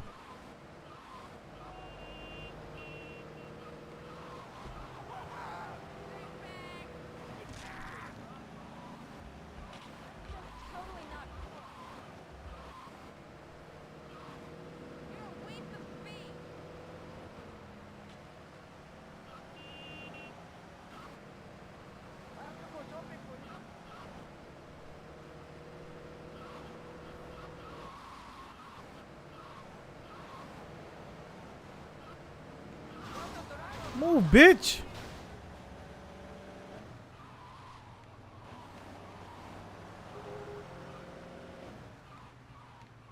Come here. There we go. We got you now.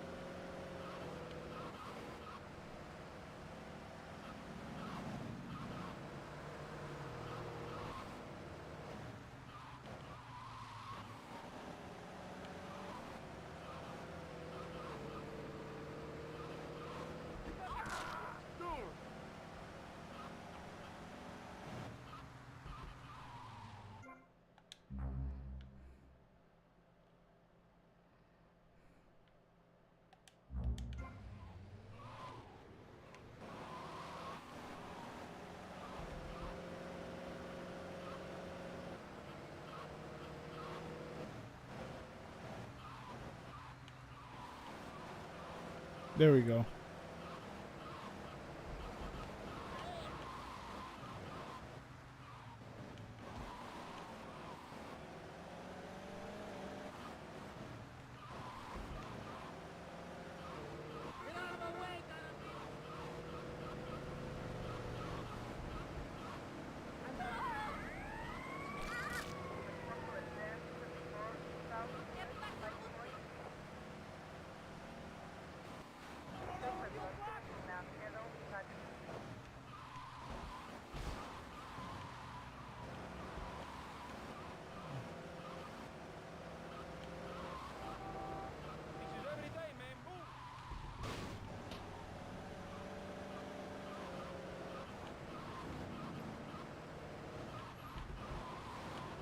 Damn.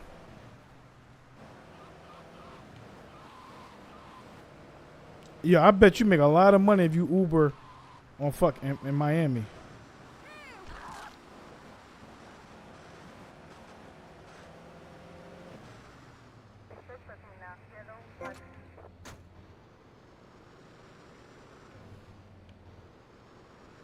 Let me get you, and then that'll be my last one. Hopefully, I get that 30,000. I'll buy a little pool hall.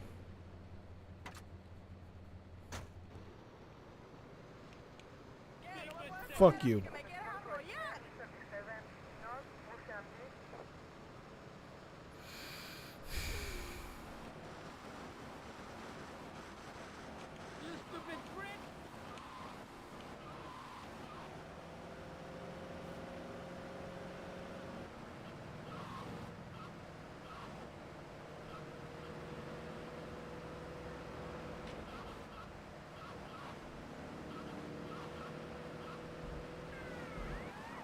Shut up.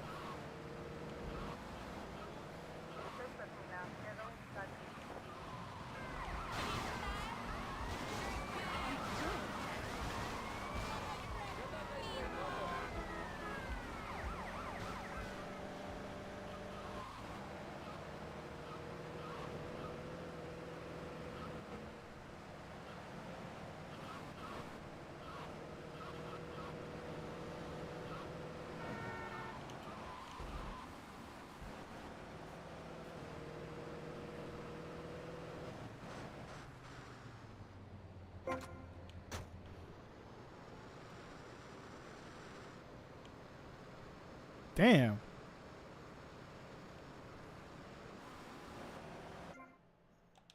Let's see if we got the money now, because I'm going to try to get that pool, John.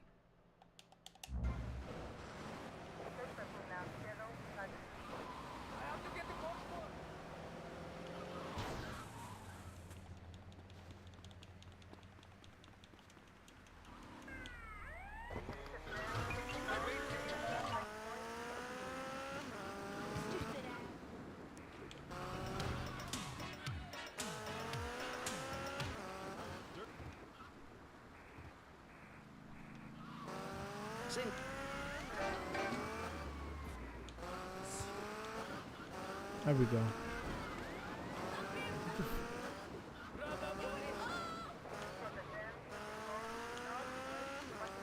Woo!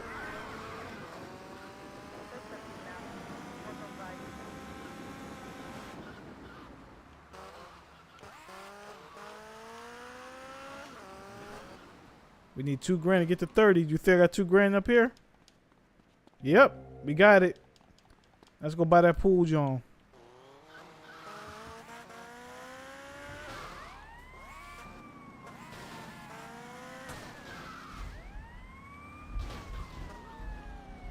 Get your ass.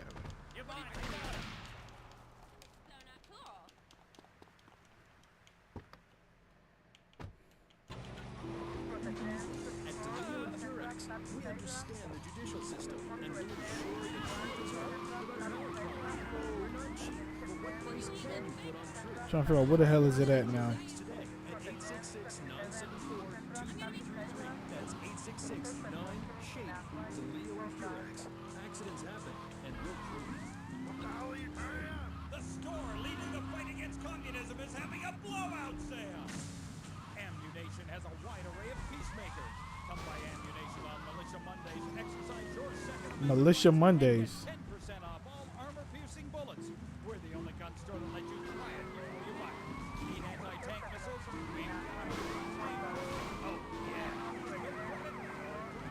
No money down. 90 days, same as cash. Shoot now, pay later. Shoot now and pay later.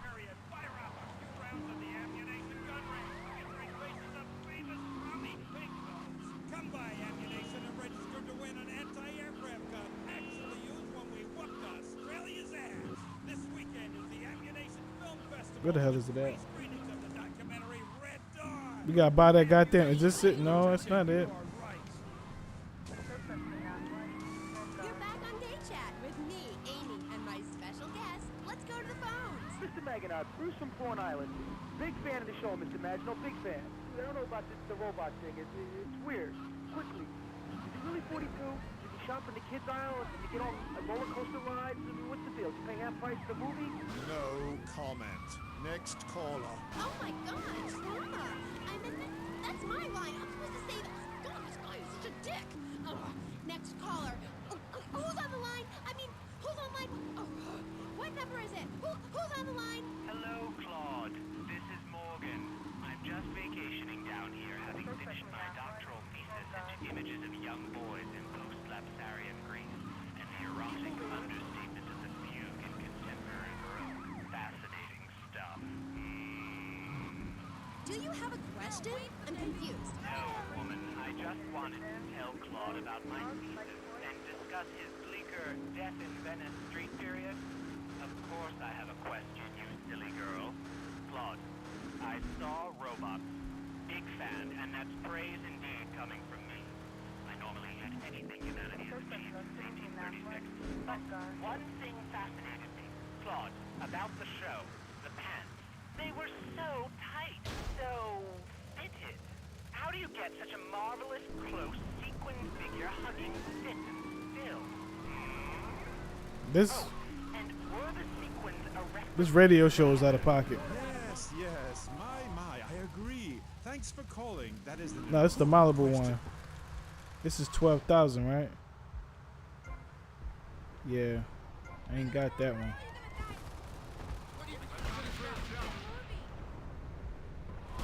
is ruined. Interpretive dance cannot be expressed in baggy clothing. It's like a violin parade. Otherwise, why have a love story with a manatee and the lasers?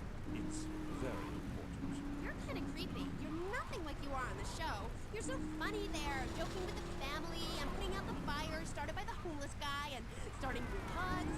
But in real life, you're just plain creepy. You won't even tell us how old Jimmy is. All you talk about is Archie stuff, like that nobody understands because it's complicated, and how tight your pants are. That's not true.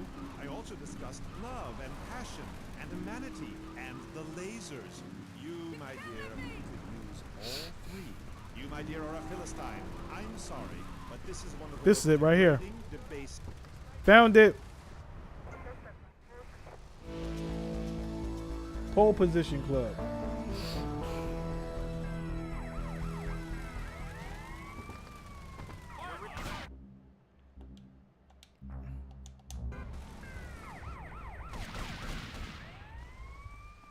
Fuck it. I ain't got no gun.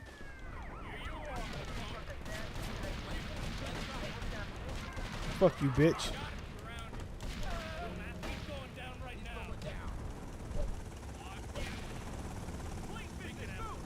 Right in the ass. Well, I got the Pole Position Club, so I got to do that one later. But all right, y'all, I'm out. Be on tomorrow, or later on today, actually.